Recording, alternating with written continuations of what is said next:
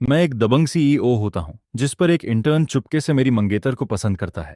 और जैसे ही मैं उस इंटर्न के चेहरे पर एक थप्पड़ मारता हूँ, तभी मुझे अचानक से पूरी स्क्रिप्ट याद आ जाती है, जिसके बाद मुझे पता चलता है कि असली चोजन वन हीरो तो यही है, जबकि मैं सिर्फ एक ईविल साइड कैरेक्टर हूँ जो अपनी दौलत और पावर फीमेल लीड के लिए कुर्बान कर देता है। ये सोचते ही मैं उसे 2 लात और मार देता हूँ, जिस पर मेरी मंगेतर उस इंटर्न को बचाने के लिए मेरे सामने आ जाती है और फिर मुझे धक्का देकर जमीन पर गिरा देती है। बस बहुत हो गया फेंग युआन, तुम सच में बहुत क्रूर हो। जिस पर मैं जमीन पर पड़े हुए तिरछी मुस्कान के साथ हंसने लगता हूँ। अब जबकि पूरी स्क्रिप्ट मेरे हाथ में आ चुकी है, तो ये लोग मेरे सिर पर चढ़ने का सपना देख रहे हैं, लेकिन इन्हें अपनी औकात तक नहीं पता। सिक्योरिटी कहाँ मर गई है? मैं ठंडी मार्बल फ्लोर पर पड़ा हुआ गला फाड़कर चिल्लाता हूँ, लेकिन पूरे सीईओ ऑफिस कॉरिडोर में सिर्फ मेरी आवाज ही गूंजती रहती है। जिस पर वैनर घुटनों के बल बैठकर ये चेन के सूजे हुए चेहरे को प्यार से सहलाने लगती है, लेकिन जैसे ही वो मेरी तरफ देखती है, उसकी आंखों में सिर्फ नफरत भरी होती है। फेंग्युआन, चिल्लाना बंद करो, वो ठंडी आवाज में कहती है। मैंने अपने वाइस प्रेसिडेंट अथॉरिटी का इस्तेमाल करके पूरी सिक्योरिटी डिपार्टमेंट को आधे दिन की छुट्टी दे दी है।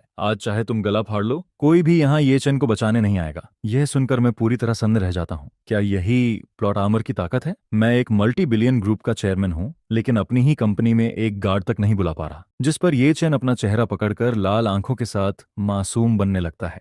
वो बिल्कुल डरे हुए छोटे हिरण की तरह लिन वानर की बाहों में छिप जाता है। वानर दीदी, प्लीज मेरी वजह से फैंग बॉस से मत लड़िए, गलती मेरी ही थी। वो कांपती आवाज में बोलता है, लेकिन उसकी एक्टिंग साफ नजर आती है। मैं तो बस एक इंटर्न हूँ, मुझे फैंग बॉस की रिपोर्ट में गलती नहीं निकालनी चाहिए थी। वो इतने बड़े इंसान हैं, मेरे जैसे गरीब स्टूडेंट की जिंदगी तो घास से भी सस्ती है। यह सुनकर मैं गुस्से में हंस पड़ता हूँ। इसकी ग्रीन टी एक्टिंग इतनी तेज है कि मुझे छींक आ जाए। ये चेन यहाँ बेचारी बनने की एक्टिंग बंद करो। मैं जमीन से उठते हुए अपने सूट की धूल झाड़ता हूँ। तुम इसे गलती पकड़ना कहते हो? तुमने डेसिमल पॉइंट 3 डिजिट पीछे कर दिया था, कंपनी को हंड्रेड्स ऑफ मिलियंस का नुकसान हो जाता। मैंने तुम्हें सिर्फ 2 थप्पड़ मारे हैं, यही तुम्हारे लिए काफी था। चुप रहो। जिस पर लिन वैनर अचानक से उठ खड़ी होती है, बिल्कुल अपने बच्चे को बचाती हुई मुर्गी की तरह ये चेन के सामने खड़ी हो जाती है। फेंग युआन, तुम बस जल रहे हो। ये चेन तुमसे ज्यादा यंग है, ज्यादा टैलेंटेड है। वो गरीब जरूर है, लेकिन उसका दिल सच्चा है। उसने तुम्हारे डेटा के लिए 3 रातें जागकर काम किया, और तुम उसे मार रहे हो। जिस पर मैं अपनी 3 साल पुरानी मंगेतर को देखकर भी उसे पहचान नहीं पाता। वो अब मुझे पूरी तरह अजनबी लग रही थी। लिन वैनर,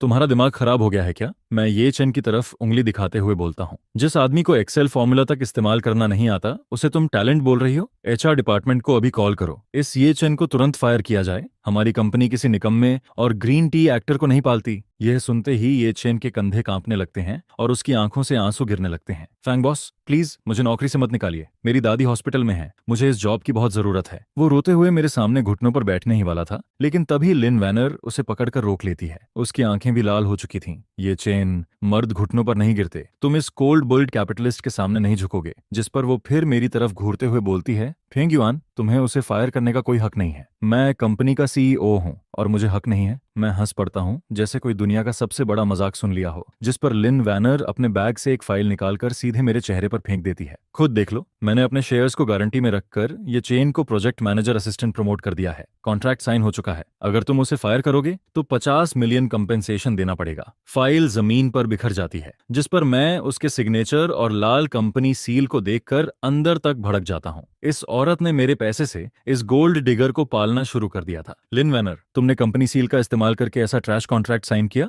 मेरी आवाज पूरी तरह ठंडी पड़ जाती है। ये सिर्फ तुम्हारी कंपनी नहीं है, इसमें मेरा भी हिस्सा है। वो घमंड से ठुड्डी उठाकर बोलती है। फेंग युआन, अगर तुमने ये चेन को दोबारा छुआ भी तो मैं तुरंत एंगेजमेंट तोड़ दूंगी। जिस पर ये चेन उसके पीछे खड़े होकर हल्की सी जीत वाली स्माइल देता है। वनर दीदी, रहने दीजिए, मैं खुद ही चला जाता हूँ। मैं नहीं चाहता आपकी वजह से प्रॉब्लम हो। तुम कहीं नहीं जाओगे। लिन वनर उसका हाथ कसकर पकड़ लेती है। आज मैं देखती हूँ कौन तुम्हें हाथ लगाता है। जिस पर मैं गहरी सांस लेते हुए अपने सीने में उठ रहे गुस्से को दबाता हूँ। बहुत बढ़िया, सच में हीरो और हीरोइन बनने लायक हो तुम दोनों। तुम्हारा ब्रेन वॉशिंग औरा तो कमाल का है। ठीक है, मैं सिर हिलाता हूँ और फिर दोनों की तरफ देखते हुए बोलता हूँ, लिन वैनर, आज जो कुछ तुमने कहा है उसे याद रखना। इसके बाद मैं मुड़कर एलिवेटर की तरफ बढ़ जाता हूँ। फैंग युएन, तुम कहाँ जा रहे हो? पीछे से लिन वनर चिल्लाती है। घर, अपनी आंखें धोने। मैं बिना पीछे देखे जवाब देता हूँ, और जैसे ही एलिवेटर का दरवाजा बंद होता है, मैं देखता हूँ कि ये चैन लिन वैनर के कंधे पर सिर टिकाकर मुझे प्रोवोकेट करते हुए मुस्कुरा रहा था। फेंग बॉस, आराम से जाइए, कल ऑफिस में फिर मुलाकात होगी। अगली सुबह मैं लगातार आ रहे बैंक नोटिफिकेशन से जागता हूँ, जिस पर मैं फोन उठाकर देखता हूँ कि मेरी ब्लैक कार्ड से रात 2 बजे लगातार 5 ट्रांजेक्शन्स हुई थी। टोटल अमाउंट था 3.2 मिलियन। ट्रांजैक्शन लोकेशन था डाउनटाउन का सीकेबी मॉल।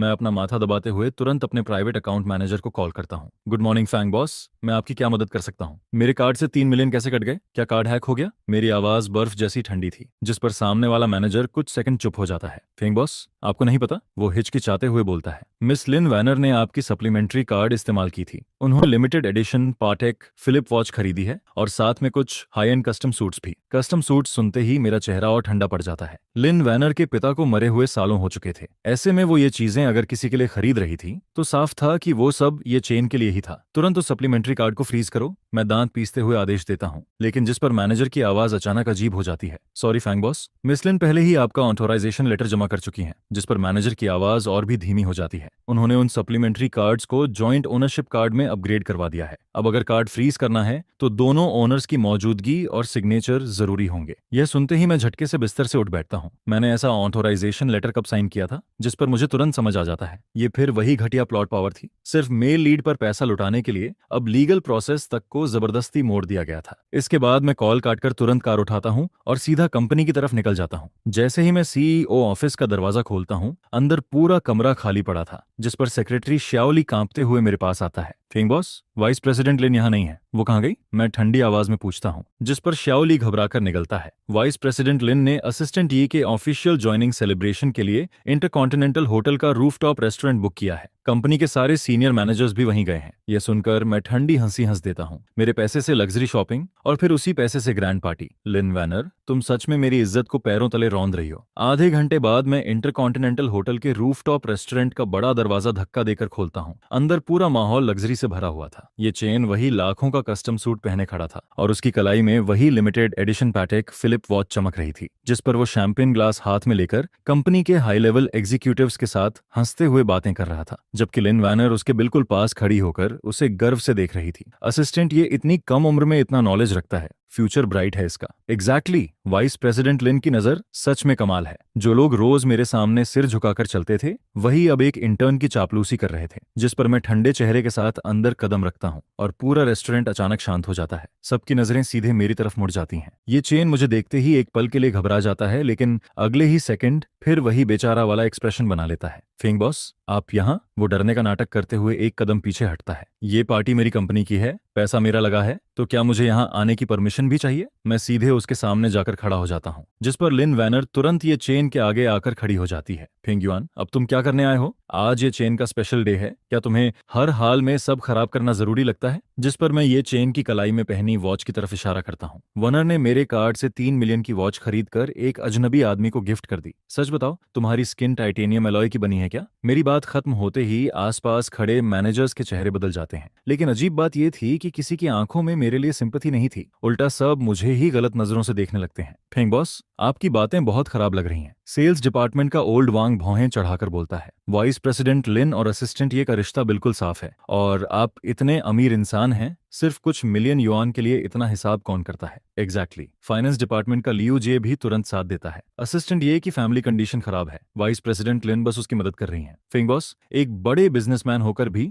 आपके अंदर बिल्कुल ग्रेस नहीं है। यह सुनकर मुझे खुद अपने कानों पर यकीन नहीं होता। क्या यही मेल लीड हो रहा है जो इतने स्मार्ट बिजनेस एग्जीक्यूटिव्स को भी ब्रेन डेड पपेट बना देता है? जिस पर यह चेन लाल आंखों के साथ अपनी वॉच उतारने लगता है। वानर दीदी, आई एम सॉरी, मुझे नहीं पता था ये पैसा फेंग बॉस का है। उसकी आवाज ऐसे कांप रही थी जैसे उस पर बहुत बड़ा अत्याचार हुआ हो। मैं गरीब जरूर हूं, लेकिन मेरी सेल्फ रिस्पेक्ट है। ये वॉच मैं वापस करता हूं, मुझे उनके गंदे पैसों की जरूरत नहीं। जिस पर वो जोर से वॉच टेबल पर फेंक देता है। लिन वैनर तुरंत उसका हाथ पकड़ लेती है। उसकी आंखों में दर्द साफ दिख रहा था। ये चेन, ऐसा मत करो, ये वॉच मैंने तुम्हें गिफ्ट की है, कोई इसे तुमसे छीन नहीं सकता। इसके बाद वो पलटकर मुझे ऐसे घूरती है जैसे मैं उसका दुश्मन हूँ। फेंग युआन, तुम मुझे घिन दिला रहे हो। क्या तुम्हें लगता है कि पैसे के दम पर तुम किसी की इज्जत कुचल सकते हो? ये पैसा मैं तुमसे उधार मानती हूँ, बाद में इंटरेस्ट सहित लौटा दूंगी, लेकिन अभी के अभी यहाँ से निकल जाओ, यहाँ तुम्हारा वेलकम नहीं है। जिस पर मैं उन दोनों को देखकर व्यंग्य से हंस देता हूँ। उधार? मैं टेबल से वाइन ग्लास उठाता हूँ और सीधे ये चेन के चेहरे पर उड़ेल देता हूँ। तो अभी लौटा दो। रेड वाइन उसके बालों और चेहरे से बहते हुए उसके महंगे सूट को पूरी तरह लाल कर देती है।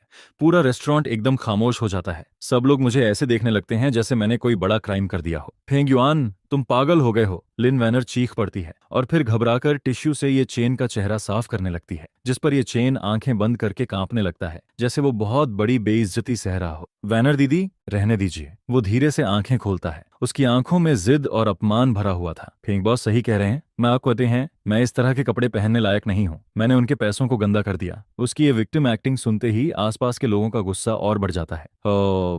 फेंग बॉस, अब आप हद पार कर रहे हैं। सिर्फ पैसे होने से कोई इंसान दूसरों की इज्जत नहीं खरीद सकता। असिस्टेंट, ये इतना अच्छा लड़का है और आप उसे इस तरह इंसल्ट कर रहे हैं। चारों तरफ लोग मुझे घूरने लगते हैं, लेकिन मैं उन सबको देखकर सिर्फ ठंडी हंसी हंसता हूँ। इन सबको मेल लीड औरा ने पूरी तरह ब्रेन वॉश कर दिया था। कैरेक्टर इंसल्ट, मैं धीरे से बोलता हूँ और फिर मेरी नजर पूरे हॉल में घूमती है। वो मेरी खरीदी हुई वॉच पहन रहा है, मेरे खरीदे कपड़े पहन रहा है और यहाँ खड़े होकर खुद को सेंट दिखा रहा है। तो आखिर बेवकूफ किसे बनाया जा रहा है? सिक्योरिटी। लिन वैनर पूरी तरह टूट चुकी थी। वो दरवाजे की तरफ उंगली दिखाकर चीखती है, इस आदमी को बाहर निकालो। जिस पर होटल सिक्योरिटी गार्ड्स एक दूसरे को देखने लगते हैं, लेकिन लिन वैनर के दबाव में वो मेरी तरफ बढ़ने लगते हैं। जरूरत नहीं है, मैं ठंडी हंसी हंसता हूँ और फिर हाथ का वाइन ग्लास जमीन पर पटक कर तोड़ देता हूँ। मैं खुद चला जाता हूँ। इसके बाद मैं लिन वैनर को घूरते हुए बोलता हूँ, आज जो बातें तुमने कही हैं उन्हें अच्छे से याद रखना। ये पैसा मैं तुमसे एक एक पैसे समेत वापस निकलवाऊंगा। और जैसे ही मैं मुड़कर बाहर निकलता हूँ, पीछे से ये चेन की कमजोर आवाज फिर सुनाई देती है, वनर दीदी। फैंग बॉस से नाराज मत होइए, वो बस आपकी बहुत परवाह करते हैं।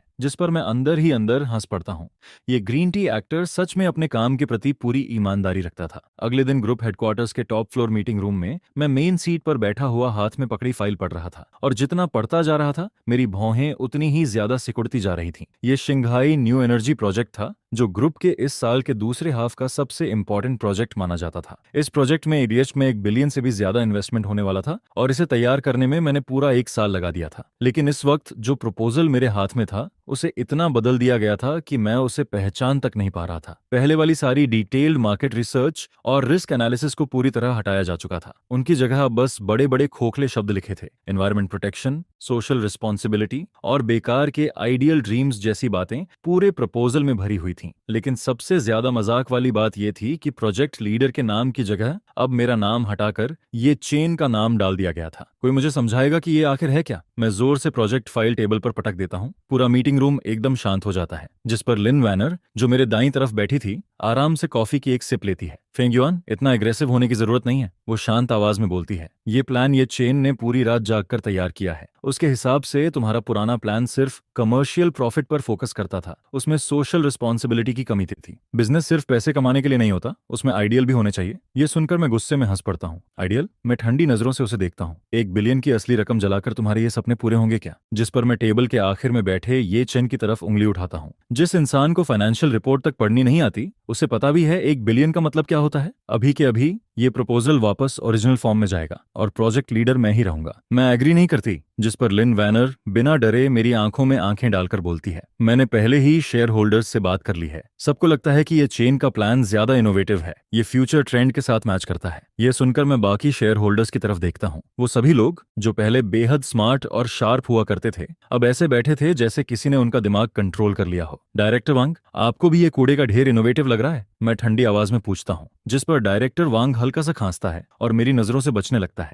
फेंग बॉस, यंग जनरेशन की थिंकिंग बहुत फ्लेक्सिबल होती है, वो जबरदस्ती मुस्कुराते हुए बोलता है। असिस्टेंट, ये का डेटा थोड़ा वीक जरूर है लेकिन ओवरऑल विजन बहुत ग्रेट है। एग्जैक्टली, बिल्कुल सही। डायरेक्टर ली भी तुरंत सिर हिलाता है। हमें यंग टैलेंट को मौका देना चाहिए और वैसे भी असिस्टेंट ये का फेस रीडिंग देखकर लगता है कि वो फ्यूचर में बहुत बड़ा आदमी बनेगा। यह सुनकर मैं कुछ सेकंड के लिए बिल्कुल चुप हो जाता हूँ। Face reading? मैं धीरे से हंसता हूँ। तुम लोग 1 बिलियन इन्वेस्ट करने जा रहे हो और डिसीजन फेस देखकर ले रहे हो? जिस पर मेरे अंदर एक अजीब सी बेबसी भर जाती है। प्लॉट करेक्शन की इस जबरदस्ती में अब लॉजिक और कॉमन सेंस दोनों खत्म हो चुके थे। अगर मैं इस डिसीजन को रिजेक्ट कर दूं तो? मैं ठंडी नजरों से लिन वानर को देखता हूँ, जिस पर लिन वानर अचानक खड़ी हो जाती है। वो दोनों हाथ टेबल पर टिकाकर मुझे ऊपर से देखती है। फैंग युआन, हाल फिलहाल तुम्हारी मेंटल स्टेट बहुत अनस्टेबल हो चुकी है। उसकी आवाज अहंकार से भरी थी। इससे कंपनी की नॉर्मल ऑपरेशंस पर असर पड़ रहा है। इसलिए मैं सजेस्ट करती हूँ कि फेंग युआन को 1 महीने के लिए सीईओ पोजीशन से सस्पेंड कर दिया जाए ताकि वो घर पर आराम कर सके। और शंघाई प्रोजेक्ट अब मैं और ये चेन संभालेंगे। एग्री? मैं सपोर्ट करता हूँ। जिस पर सारे शेयर होल्डर्स एक एक करके हाथ उठाने लगते हैं। मैं उन उठे हुए हाथों को देखता हूँ और फिर अचानक हंस पड़ता हूँ। ठीक है,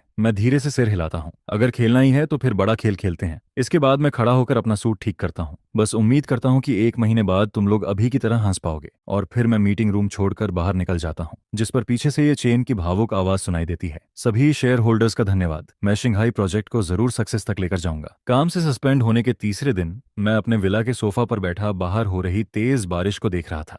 इन 3 दिनों में मैं न कंपनी गया था और न ही किसी से कांटेक्ट किया था। मैं बस इंतजार कर रहा था उस मौके का जो इस फेक स्क्रिप्ट को पूरी तरह तोड़ सके। लेकिन मौका आने से पहले मुझे एक ऐसा सीन देखने को मिला जिसने मेरे अंदर का गुस्सा पूरी तरह फाड़ दिया। उस दोपहर मैं सिटी सेंटर वाले अपार्टमेंट में कुछ सीक्रेट डॉक्यूमेंट्स लेने वापस गया था। ये अपार्टमेंट मैंने लिन वैनर से एंगेजमेंट से पहले खरीदा था। वहां मेरी कई पर्सनल और प्रीशियस चीजें रखी थीं। लेकिन जैसे ही मैं अंदर घुसता हूं तभी लिविंग रूम से हल्की नॉक जैसी आवाज सुनाई देती है। टिक टिक। वो आवाज मेटल के जेड से टकराने जैसी थी, जिस पर मैं भौहें सिकोड़ते हुए धीरे धीरे अंदर बढ़ता हूं और अगले ही पल मेरा पूरा शरीर जम जाता है। लिविंग रूम के कारपेट पर यह चेन पालथी मारकर बैठा था। उसके हाथ में एक छोटा मेटल हैमर था, जबकि उसके सामने ग्लास टेबल पर एक क्रिस्टल क्लियर जेड ब्रेसलेट रखा था। वो ब्रेसलेट मेरी माँ की आखिरी निशानी थी। Top grade imperial green Z. उसकी कीमत करोड़ों में थी, लेकिन मेरे लिए उसकी असली कीमत वो यादें थीं जो मेरी माँ ने मेरे लिए छोड़ी थी। लेकिन इस वक्त ब्रेसलेट का एक हिस्सा टूट चुका था। छोटे छोटे जेड पीसेस पूरे टेबल पर बिखरे पड़े थे। तू क्या कर रहा है? मेरे दिमाग में जोर का धमाका होता है। अगले ही सेकंड मैं पागलों की तरह उसकी तरफ दौड़ता हूँ और उसका कॉलर पकड़कर उसे जमीन से ऊपर उठा देता हूँ। किसने परमिशन दी तुझे इसे छूने की? मैं गुस्से में चीखता हूँ। किस हक से तूने इसे तोड़ा? जिस पर ये चेन का चेहरा लाल पड़ जाता है। उसके हाथ से हैमर नीचे गिर जाता है। फैंग फैंग बॉस, मुझे छोड़िए। वो छटपटाता है, लेकिन उसकी आंखों में डर नहीं था। वहां सिर्फ छिपी हुई प्रोवोकेशन थी। ये ब्रेसलेट बहुत ओल्ड फैशन था। वो धीरे से बोलता है।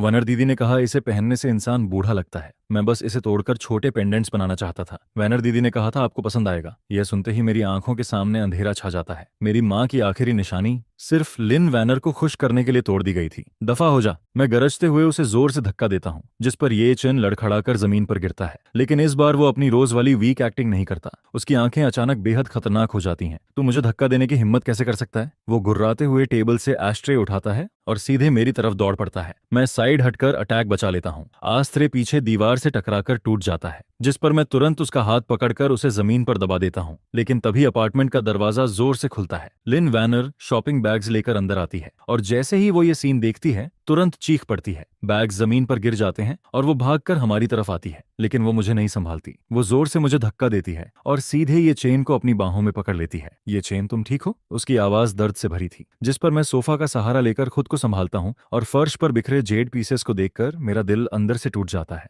वानर, मैं भारी आवाज में बोलता हूँ। वो मेरी माँ की आखिरी निशानी थी। लेकिन लिन वैनर मेरी तरफ पलटकर ठंडी नजरों से देखती है। उसकी आंखों में जरा सी भी सिंपैथी नहीं थी। फेंगयुआन, बस करो। वो चिढ़कर बोलती है। सिर्फ एक टूटा हुआ ब्रेसलेट ही तो था, क्या तुम्हें इतनी हिंसा करने की जरूरत थी? ये चेन सिर्फ मेरे लिए पेंडेंट बनाना चाहता था, लेकिन तुमने उसे इस हालत में पहुंचा दिया। टूटा हुआ ब्रेसलेट। मैं उसके चेहरे को देखता हूँ और पहली बार मुझे उससे घिन महसूस होती है। लिन वैनर, मैं धीरे धीरे सोफा पकड़कर खड़ा होता हूँ। तुमने मेरे पैसे लिए, मेरा प्रोजेक्ट छीना और अब मेरी माँ की आखिरी निशानी भी बर्बाद कर दी। क्या तुम्हें सच में लगता है कि मैं तुम लोगों से निपट नहीं सकता हूँ? जिस पर दिए थान लामुएन्नी के पीछे खड़े होकर ठंडी हंसी हंसता है। मैनेजर फॉ, अब तुम्हें ऑलरेडी सस्पेंशन मिल चुका है, फिर भी तुम्हारे अंदर यहाँ चिल्लाने की हिम्मत कैसे है? जिस पर वह आगे कहता है। सिस्टर वेन्नी, चलो यहाँ से चलते हैं। इस पागल इंसान पर ध्यान देने की कोई जरूरत नहीं है। जिस पर लम उयन्नी मुझे घृणा भरी नजरों से देखती है। फुंगविन, तुमने मुझे बहुत ज्यादा डिसअपॉइंट किया है। आज से हमारी एंगेजमेंट खत्म होती है। इस अपार्टमेंट का पासवर्ड भी मैं बदल दूंगी। आगे से यहाँ आने की कोशिश मत करना। यह कहकर वह बिना पीछे मुड़े वहां से चली जाती है,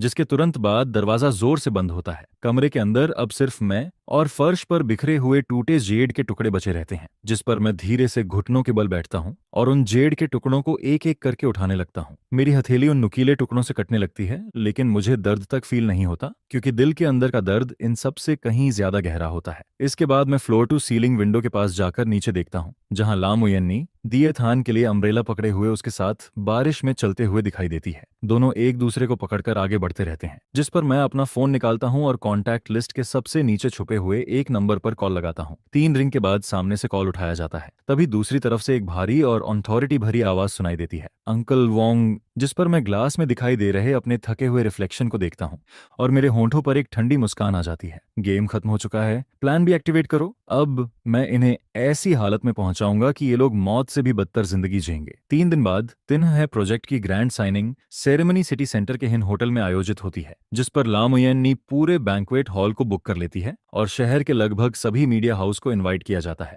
वह इस मौके का इस्तेमाल करके सबके सामने खुद और दिए थान को एक बिजनेस लेजेंड की तरह पेश करना चाहती है, जिस पर मैं होटल के सामने खड़ी एक मेबैग के अंदर बैठा होता हूँ और बड़ी स्क्रीन पर लामुयन्नी और दिए थान के घमंडी चेहरे देख रहा होता हूँ। यंग मास्टर, सब कुछ अरेंज हो चुका है। जिस पर अंकल वूंग पैसेंजर सीट से मुझे एक फाइल पकड़ाते हैं। मैं कैजुअली उस फाइल को पलटकर देखने लगता हूँ। यह तान हाई प्रोजेक्ट के पार्टनर्स की इन्फॉर्मेशन और हॉक थी ग्रुप की इंटरनल डायरेक्टिव्स होती हैं। लम उयन्नी और उसके वो बेवकूफ शेयर होल्डर्स यही सोच रहे थे कि हक थी ग्रुप दिएपथन और उसके उस कचरे जैसे प्रपोजल से इंप्रेस हो गया है, लेकिन उन्हें बिल्कुल अंदाजा नहीं था कि हक्थी ग्रुप के पीछे असली कंट्रोलर मैं खुद हूं। पिछले 3 सालों से किसी को शक ना हो इसलिए मैं सीक्रेटली अपनी कोर एसेट्स को अनामनस ट्रस्ट के जरिए विदेशों में ट्रांसफर करता रहा और वहीं से एक विशाल बिजनेस एम्पायर कंट्रोल करता रहा। और अब आखिरकार जाल समेटने का समय आ चुका था। इसके बाद बैंक्वेट हॉल के अंदर चमचमाती लाइट्स के बीच लैम उयेन्नी लाल रंग की इवनिंग ड्रेस पहनकर दिए थान का हाथ पकड़ते हुए स्टेज पर चढ़ती है। दिए थान भी सूट में काफी कॉन्फिडेंट दिखाई देता है। लेडीज एंड जेंटलमैन, आज यहाँ आने के लिए आप सभी मीडिया फ्रेंड्स का धन्यवाद। जिस पर लाम मोयन्नी चेहरे पर परफेक्ट स्माइल लेकर बोलना शुरू करती है।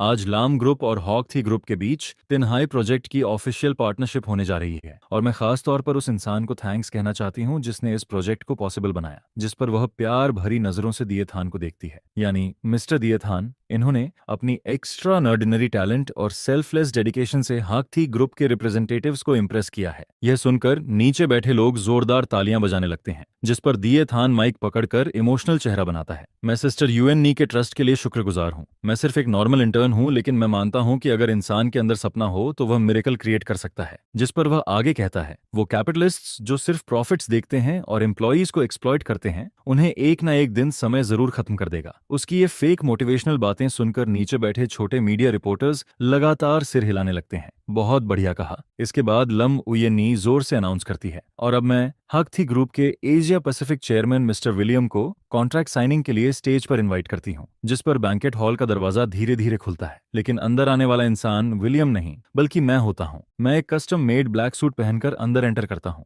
मेरे माथे पर एक छोटा बैंडेज लगा होता है और मेरी आंखें बर्फ की तरह ठंडी दिखाई देती हैं। 4 ब्लैक सूट बॉडीगार्ड्स मुझे प्रोटेक्ट करते हुए रेड कारपेट पर आगे बढ़ते रहते हैं। पूरा हॉल अचानक शोर से भर जाता है। फुवियन यहाँ क्या कर रहा है? क्या इसे सस्पेंड नहीं किया गया था? जिस पर लाम यूएननी का चेहरा तुरंत उतर जाता है। फुवियन, तुम यहाँ क्या करने आए हो? वह गुस्से में चिल्लाती है। सिक्योरिटी, इसे तुरंत बाहर निकालो, आज साइनिंग सेरेमनी है, यहाँ तमाशा करने की जगह नहीं है। लेकिन जैसे ही गार्ड्स मेरी तरफ बढ़ते हैं, मेरे पीछे खड़े बॉडीगार्ड्स उन्हें रोक देते हैं। मैं लम उयेन्नी की उस बेबस चीख को पूरी तरह इग्नोर करता हूँ और सीधे स्टेज के सामने जाकर एक चेयर खींचकर बैठ जाता हूँ। मैं यहाँ क्यों आया हूँ? जिस पर मैं जेब से वही प्रपोजल निकालकर सीधे डियपथान के चेहरे पर फेंक देता हूँ। मैं यहाँ तुम्हें ये दिखाने आया हूँ कि असली कैपिटलिस्ट किसे कहते हैं। जिस पर दियथान 2 कदम पीछे लड़खड़ाता है। वह गुस्से से मुझे घूरते हुए चिल्लाता है, फुवियन, क्या तुम पागल हो गए हो? हाकशी ग्रुप का रिप्रेजेंटेटिव अभी आने वाला है। यहाँ प्रॉब्लम क्रिएट करके तुम पूरे हाकशी ग्रुप को ऑफेंड कर रहे हो। यह सुनकर मैं जोर से हंस पड़ता हूँ। हक्ती ग्रुप को ऑफेंड कर रहा हूँ? फिर मैं अंकल वुंग की तरफ देखकर कहता हूँ, अंकल वुंग,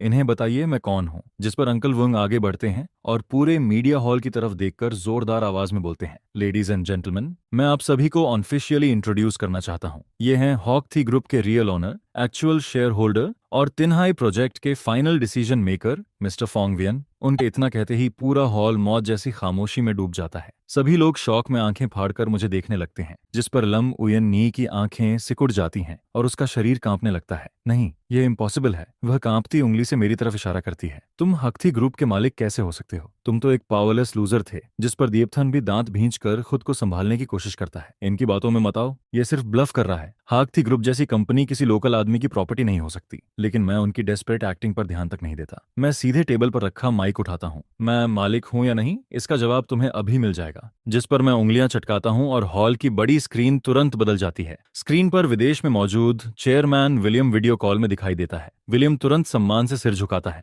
बॉस, मैं ठंडी आवाज में आदेश देता हूँ, विलियम, कंपनी का फैसला अनाउंस करो। Yes boss. जिस पर विलियम कैमरा की तरफ देखकर गंभीर आवाज में बोलना शुरू करता है। हाकथी ग्रुप के अनुसार लाम ग्रुप द्वारा सबमिट किया गया तान हाई प्रोजेक्ट प्रपोजल पूरी तरह बिजनेस लॉजिक से खाली है और इसके अलावा प्रोजेक्ट इंचार्ज मिस्टर डीप थान के अंदर बेसिक प्रोफेशनल क्वालिटी तक मौजूद नहीं है। जिस पर विलियम आगे बोलना जारी रखता है।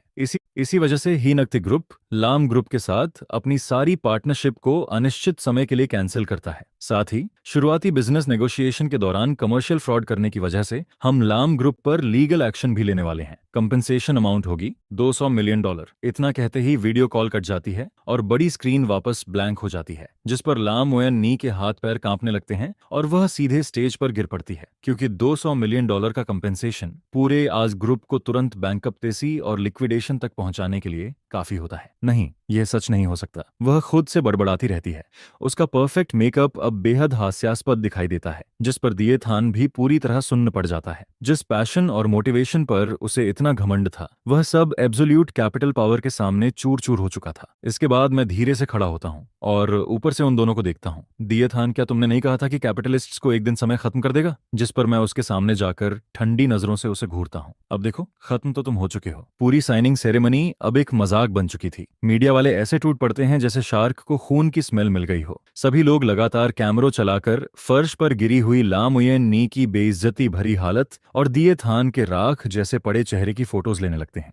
लेकिन मैं उस केओस की तरफ पलटकर भी नहीं देखता। मैं सीधे अपने बॉडीगार्ड्स के साथ होटल से बाहर निकल जाता हूँ, क्योंकि असली रिवेंज तो अब शुरू हुआ था। दोपहर के 2 बजे सिटी सेंटर के सबसे लग्जूरियस 3 स्टार मिशेलिन रेस्टोरेंट के अंदर लाम उयेन नी और दिए थान एक कोने में बैठे दिखाई देते हैं। दोनों के चेहरे सफेद पड़ चुके होते हैं और साफ नजर आता है कि सुबह वाले शौक से वे अभी तक बाहर नहीं निकल पाए हैं। उयेन नी सिस्टर, अब हम क्या करेंगे? जिस पर दिए थान कांपती आवाज में बोलता है, $200 मिलियन का कंपेंसेशन। कंपनी इसे कभी भी नहीं कर पाएगी। उसका वो चोजन हीरो वाला कॉन्फिडेंस अब एब्सोल्यूट पावर के सामने पूरी तरह गायब हो चुका था। घबराओ मत। जिस पर लाम उयेन खुद को काम दिखाने की कोशिश करते हुए पानी का एक घूंट पीती है। फुवियन ने जरूर कोई डर्टी ट्रिक इस्तेमाल की होगी। क्या उसे लगता है कि वह ऐसे मुझे खत्म कर देगा? सपना देख रहा है। मेरे पास अभी भी प्रॉपर्टीज हैं, इन्वेस्टमेंट फंड्स हैं। ज्यादा से ज्यादा क्या होगा, हम फिर से शुरुआत कर लेंगे। इसके बाद वह हाथ उठाकर वेटर को बिल लाने का इशारा करती है, जिस पर वेटर कार्ड मशीन लेकर उनके पास आता है और प्रोफेशनल स्माइल के साथ बोलता है, मिस लाम, आपका टोटल बिल 28,000 युआन हुआ है। आप कैसे पेमेंट करना चाहेंगी? लाम उयेन नी तुरंत अपना ब्लैक कार्ड निकालकर वेटर को देती है। कार्ड स्वाइप करो। जिस पर वेटर कार्ड मशीन पर कार्ड स्वाइप करता है। अगले ही पल मशीन से वार्निंग बीप की आवाज आने लगती है। सॉरी मिस लाम, आपका कार्ड फ्रीज हो चुका है। यह सुनकर लाम उयेन नी पूरी तरह स्टनर्ड रह जाती है। ये कैसे पॉसिबल है? यह फोंगवियान का सप्लीमेंट्री कार्ड है। इसकी तो अनलिमिटेड लिमिट थी। एक बार फिर ट्राई करो। जिस पर वेटर दोबारा स्वाइप करता है, लेकिन मशीन फिर वही वार्निंग साउंड निकालती है। रियली सॉरी, कार्ड सच में फ्रीज हो चुका है। लाम उयेन नी दांत पीसते हुए अपना खुद का क्रेडिट कार्ड निकालती है। तो ये वाला यूज करो। लेकिन अगले ही पल वेटर फिर बोलता है, मिस लाम, इस कार्ड में इनसफिशिएंट बैलेंस है। तो ये वाला, ये बैंक ने लॉक कर दिया है। लगातार 5 कार्ड्स बदलने के बाद भी सभी पेमेंट फेल हो जाती हैं, जिस पर आसपास खाना खा रहे लोग उनकी तरफ अजीब नजरों से देखने लगते हैं। अरे, यह तो लाम ग्रुप की वाइस प्रेसिडेंट नहीं है। इतने बड़े लोग होकर 20,000 युआन तक पे नहीं कर पा रहे। तुम्हें पता नहीं, सुबह साइनिंग सेरेमनी पूरी तरह फेल हो गई। उन्होंने फॉ ग्रुप को ऑफेंड कर दिया है। अब लाम फैमिली बैंकरप्टेसी के कगार पर है। ये सारी फुसफुसाहटें लाम उयेन नी के कानों में साफ सुनाई देती हैं, जिस पर उसका चेहरा शर्म से लाल पड़ जाता है। इसके बाद वह तुरंत दिए थान की तरफ मुड़ती है। पहले तुम पेमेंट कर दो। लेकिन दिए थान ऑकवर्ड होकर नजरें चुराने लगता है। सिस्टर उयेन नी, मेरी सैलरी अभी तक नहीं आई। मेरे अकाउंट में सिर्फ कुछ 100 युआन ही बचे हैं। यह सुनकर लाम उयेन नी गुस्से से कांपने लगती है। तभी रेस्टोरेंट का दरवाजा खुलता है, जिस पर मैं अपने लॉयर के साथ आराम से अंदर एंटर करता हूँ। मिस्टर फो, वेलकम। रेस्टोरेंट मैनेजर तुरंत झुककर मेरा स्वागत करता है। मैं हल्का सा सिर हिलाता हूँ और सीधे लाम उयेन नी की टेबल तक पहुंच जाता हूँ। क्या बात है वाइस प्रेसिडेंट लम? जिस पर मैं चेयर खींचकर बैठता हूँ और ठंडी मुस्कान के साथ उसे देखता हूँ। एक मील के पैसे भी अब गरीब स्टूडेंट से भरवाने पड़ रहे हैं? फुंगवियन, जिस पर लम उयेन नी अचानक खड़ी होकर गुस्से से चिल्लाती है, तुमने आखिर किया क्या है? मेरे सारे कार्ड्स क्यों बंद हो गए हैं? लेकिन मैं उसकी तरफ देखता तक नहीं। मैं पीछे खड़े लॉयर को इशारा करता हूँ, जिस पर लॉयर आगे बढ़ता है और ब्रीफ केस से मोटी डॉक्यूमेंट्स फाइल निकालकर टेबल पर रख देता है। हेलो मिस लम, मैं मिस्टर फुंग का पर्सनल लॉयर हूँ। वह शांत आवाज में बोलता है, क्योंकि आप और मिस्टर फू हों की एंगेजमेंट ऑफिशियली खत्म हो चुकी है, इसलिए मिस्टर फू हों उन सभी एसेट्स को वापस लेने वाले हैं जो रिलेशनशिप के दौरान आपको फ्री यूज के लिए दिए गए थे। जिस पर लॉयर अपना चश्मा ठीक करते हुए आगे बोलता है, इन एसेट्स में सिटी सेंटर का लग्जरी अपार्टमेंट, एक लग्जरी स्पोर्ट्स कार्स, आपके नाम पर मौजूद सभी सप्लीमेंट्री क्रेडिट कार्ड्स। इसके बाद वह टेबल पर रखे उसके लग्जरी बैग और गले में पहनी डायमंड नेकलेस की तरफ इशारा करता है, और आपके शरीर पर मौजूद सारे लग्जरी आइटम्स शामिल हैं जिनका पेमेंट मिस्टर फो ने किया था। यह सुनकर लम उयेन नी की आंखें पूरी तरह फैल जाती हैं, जैसे उसने कोई इम्पॉसिबल बात सुन ली हो। क्या तुम पागल हो गए हो? वह गुस्से से चिल्लाती है। ये सब तुमने मुझे गिफ्ट्स में दिया था, कोई गिफ्ट वापस मांगता है क्या? जिस पर मैं चेयर पर पीछे टिकते हुए दोनों हाथ जोड़ लेता हूँ। एक करेक्शन कर दूं, मैं ठंडी आवाज में बोलता हूँ, हर ट्रांसफर रिकॉर्ड और परचेज डॉक्यूमेंट में साफ लिखा हुआ है बोरोड। मेरे पैसे आसमान से नहीं गिरते लाम उयेन नी। तुमने एक बाहरी आदमी के लिए मुझसे दुश्मनी ली है। अब तुम इन चीजों को यूज करने के लायक नहीं हो। अब तुरंत बैग और नेकलेस नेकलेस उतारो। सपना देख रहे हो? जिस पर लाम वेन्नी अपना बैग कसकर पकड़ लेती है और पागलों की तरह चिल्लाने लगती है, फू वियन, तुम घटिया और कंजूस इंसान हो, तुम्हारी मौत भी अच्छी नहीं होगी। मैं उसकी तरफ ठंडी नजरों से देखता हूँ और फिर धीरे से दिए थान की तरफ मुड़ जाता हूँ। दिए थान, क्या तुम खुद को बहुत ऑनरेबल आदमी नहीं कहते थे? मैं व्यंग्य से मुस्कुराता हूँ। क्या तुम नहीं कहते थे कि तुम्हें मेरे गंदे पैसों की जरूरत नहीं है? अब तुम्हारी प्यारी सिस्टर यूएननी की सारी लग्जरी उतरने वाली है। अगर तुम इतने बड़े मर्द हो तो उसकी जगह पेमेंट करके दिखाओ। जिस पर दिए थान का चेहरा कभी हरा तो कभी सफेद पड़ने लगता है। वह दांत भींचकर अचानक खड़ा होता है। मिस्टर फो, हद से ज्यादा मत बढ़ो। इतना कहकर वह मेरी तरफ पंच मारने की कोशिश करता है, लेकिन उसी पल मेरे पीछे खड़े दोनों बॉडीगार्ड्स उसे दोनों तरफ से पकड़कर टेबल पर दबा देते हैं। जिस पर मैं ठंडी हंसी हंसता हूँ। ये मेरा अपार्टमेंट नहीं है जहां स्क्रिप्ट होना तुम्हें बचा लेगी। चलो अब हिलकर दिखाओ। दिए थान टेबल पर दबा हुआ अपमान में सिर्फ भारी सांसें लेता रह जाता है। इसके बाद मैं लाम उयेन्नी की तरफ देखकर सिर्फ एक शब्द बोलता हूँ, उतारो। जिस पर लम उयेन्नी का पूरा शरीर कांपने लगता है। रेस्टोरेंट में मौजूद सभी लोगों के सामने लम उयेन्नी बेइज्जती से कांपते हुए अपने गले से नेकलेस उतारती है और एचसी बैग को जोर से टेबल पर फेंक देती है। फुंगवियन, तुम बस इंतजार करो, मैं तुम्हें कभी माफ नहीं करूंगी। जिस पर वह चेहरा ढककर रोते हुए रेस्टोरेंट से बाहर भाग जाती है। इसके बाद जैसे ही बॉडीगार्ड्स दिए थान को छोड़ते हैं, वह भी शर्मिंदगी में सिर झुकाकर उसके पीछे पीछे निकल जाता है। मैं टेबल पर पड़े उस बैग और नेकलेस की तरफ घृणा से देखता हूँ, फिर हाथ हिलाकर उन्हें फेंक देने का इशारा करता हूँ। इनमें अब चीप ग्रीन टी बिच की स्मेल आने लगी है। अगली सुबह लाम ग्रुप की टॉप फ्लोर मीटिंग रूम के अंदर माहौल इतना भारी होता है जैसे हवा तक जम गई हो, क्योंकि कल हॉक थी ग्रुप की तरफ से आया $200 मिलियन कंपेंसेशन नोटिस पूरे कंपनी के अंदर एटॉमिक बॉम्ब की तरह फट चुका था। सभी शेयर होल्डर्स बेचैनी में ऐसे तड़प रहे होते हैं जैसे गर्म तवे पर चींटियां भागती हैं। अब क्या होगा? $200 मिलियन है, पूरी कंपनी बेच दो तब भी ये अमाउंट नहीं भर पाएंगे। जिस पर एक शेयर होल्डर गुस्से से चिल्लाता है, सब उस बेवकूफ लाम ओएन्नी की वजह से हुआ। कौन बिजनेस प्रोजेक्ट को रोमांस ड्रामा बनाता है, अब पूरी कंपनी को बर्बाद कर दिया। कल तक दिए थान की तारीफ करने वाला डायरेक्टर ली भी अब सबसे ज्यादा टेबल पीट कर गालियां दे रहा होता है। तभी मीटिंग रूम का दरवाजा खुलता है, जिस पर लाम ओएन्नी अंदर एंटर करती है। उसकी आंखों के नीचे काले घेरे पड़ चुके होते हैं और चेहरा पूरी तरह थका हुआ दिखाई देता है। दिएब थान भी उसके पीछे आता है, लेकिन अब वह किसी हारे हुए मुर्गे की तरह दिख रहा होता है। उसके अंदर पहले वाला घमंड और एरोगेंस बिल्कुल गायब हो चुका था। डियर शेयर होल्डर्स, जिस पर लाम ओएन्नी मुश्किल से खुद को संभालते हुए चेयरमैन सीट तक पहुंचती है। आप लोग पैनिक मत कीजिए, मैं अभी भी चेयरमैन विलियम से कांटेक्ट करने की कोशिश कर रही हूँ। जरूर कोई मिसअंडरस्टैंडिंग हुई होगी। मिसअंडरस्टैंडिंग? तभी मैं डोर खोलकर अंदर एंटर करता हूँ और आराम से मीटिंग रूम के बीच तक चला आता हूँ। लाम ओएन्नी, अब तक तुम्हें लगता है कि यह सिर्फ मिसअंडरस्टैंडिंग है? मुझे देखते ही सारे शेयर होल्डर्स ऐसे खड़े हो जाते हैं जैसे उन्हें कोई सेवर मिल गया हो। मिस्टर फॉ, आखिरकार आप आ गए। आपको कंपनी बचानी ही होगी। पहले हमसे गलती हो गई थी, हम लाम ओएन्नी की बातों में आ गए थे। असल में कंपनी की रीनस तो आप ही थे। मैं ठंडी हंसी हंसता हूँ और इन मौके पर रंग बदलने वाले लोगों को बिल्कुल इंपॉर्टेंस नहीं देता। इसके बाद मैं कॉन्फ्रेंस टेबल तक जाता हूँ और मोटी फाइनेंशियल रिपोर्ट्स की फाइल जोर से टेबल पर फेंक देता हूँ। कंपनी को बचाया जा सकता है। मैं चेयर खींचकर बैठता हूँ, लेकिन उससे पहले कंपनी के अंदर छिपे कीड़ों को साफ करना जरूरी है। जिस पर लम ओएन्नी की नजर उन रिपोर्ट्स पर पड़ती है और उसकी आंखें घबराहट में कांपने लगती हैं। फुवियन, अब तुम क्या करने वाले हो? खुद देख लो। डायरेक्टर वू तुरंत रिपोर्ट उठाकर देखने लगता है, लेकिन सिर्फ 2 पेजेस पलटते ही उसका चेहरा बदल जाता है। ये क्या है? वह कांपती उंगली से लम ओएन्नी की तरफ इशारा करता है। पिछले महीने मार्केटिंग डिपार्टमेंट के 3 मिलियन युआन प्रमोशन फंड्स एक फेक शेल कंपनी के अकाउंट में क्यों ट्रांसफर हुए? और ये देखो, आर और डी डिपार्टमेंट के 5 मिलियन युआन इक्विपमेंट फंड्स आखिर डीएपथन के पर्सनल अकाउंट में कैसे पहुंचे? यह सुनते ही पूरा मीटिंग रूम हंगामे से भर जाता है। सभी शेयर होल्डर्स रिपोर्ट्स छीनकर देखने लगते हैं और जितना पढ़ते हैं उतना शॉक होते जाते हैं। लाम ओएन्नी, तुमने कंपनी फंड्स का इन्वेस्टमेंट किया है? तुम कंपनी के पैसे से इस प्रिटी बॉय को पाल रही थी?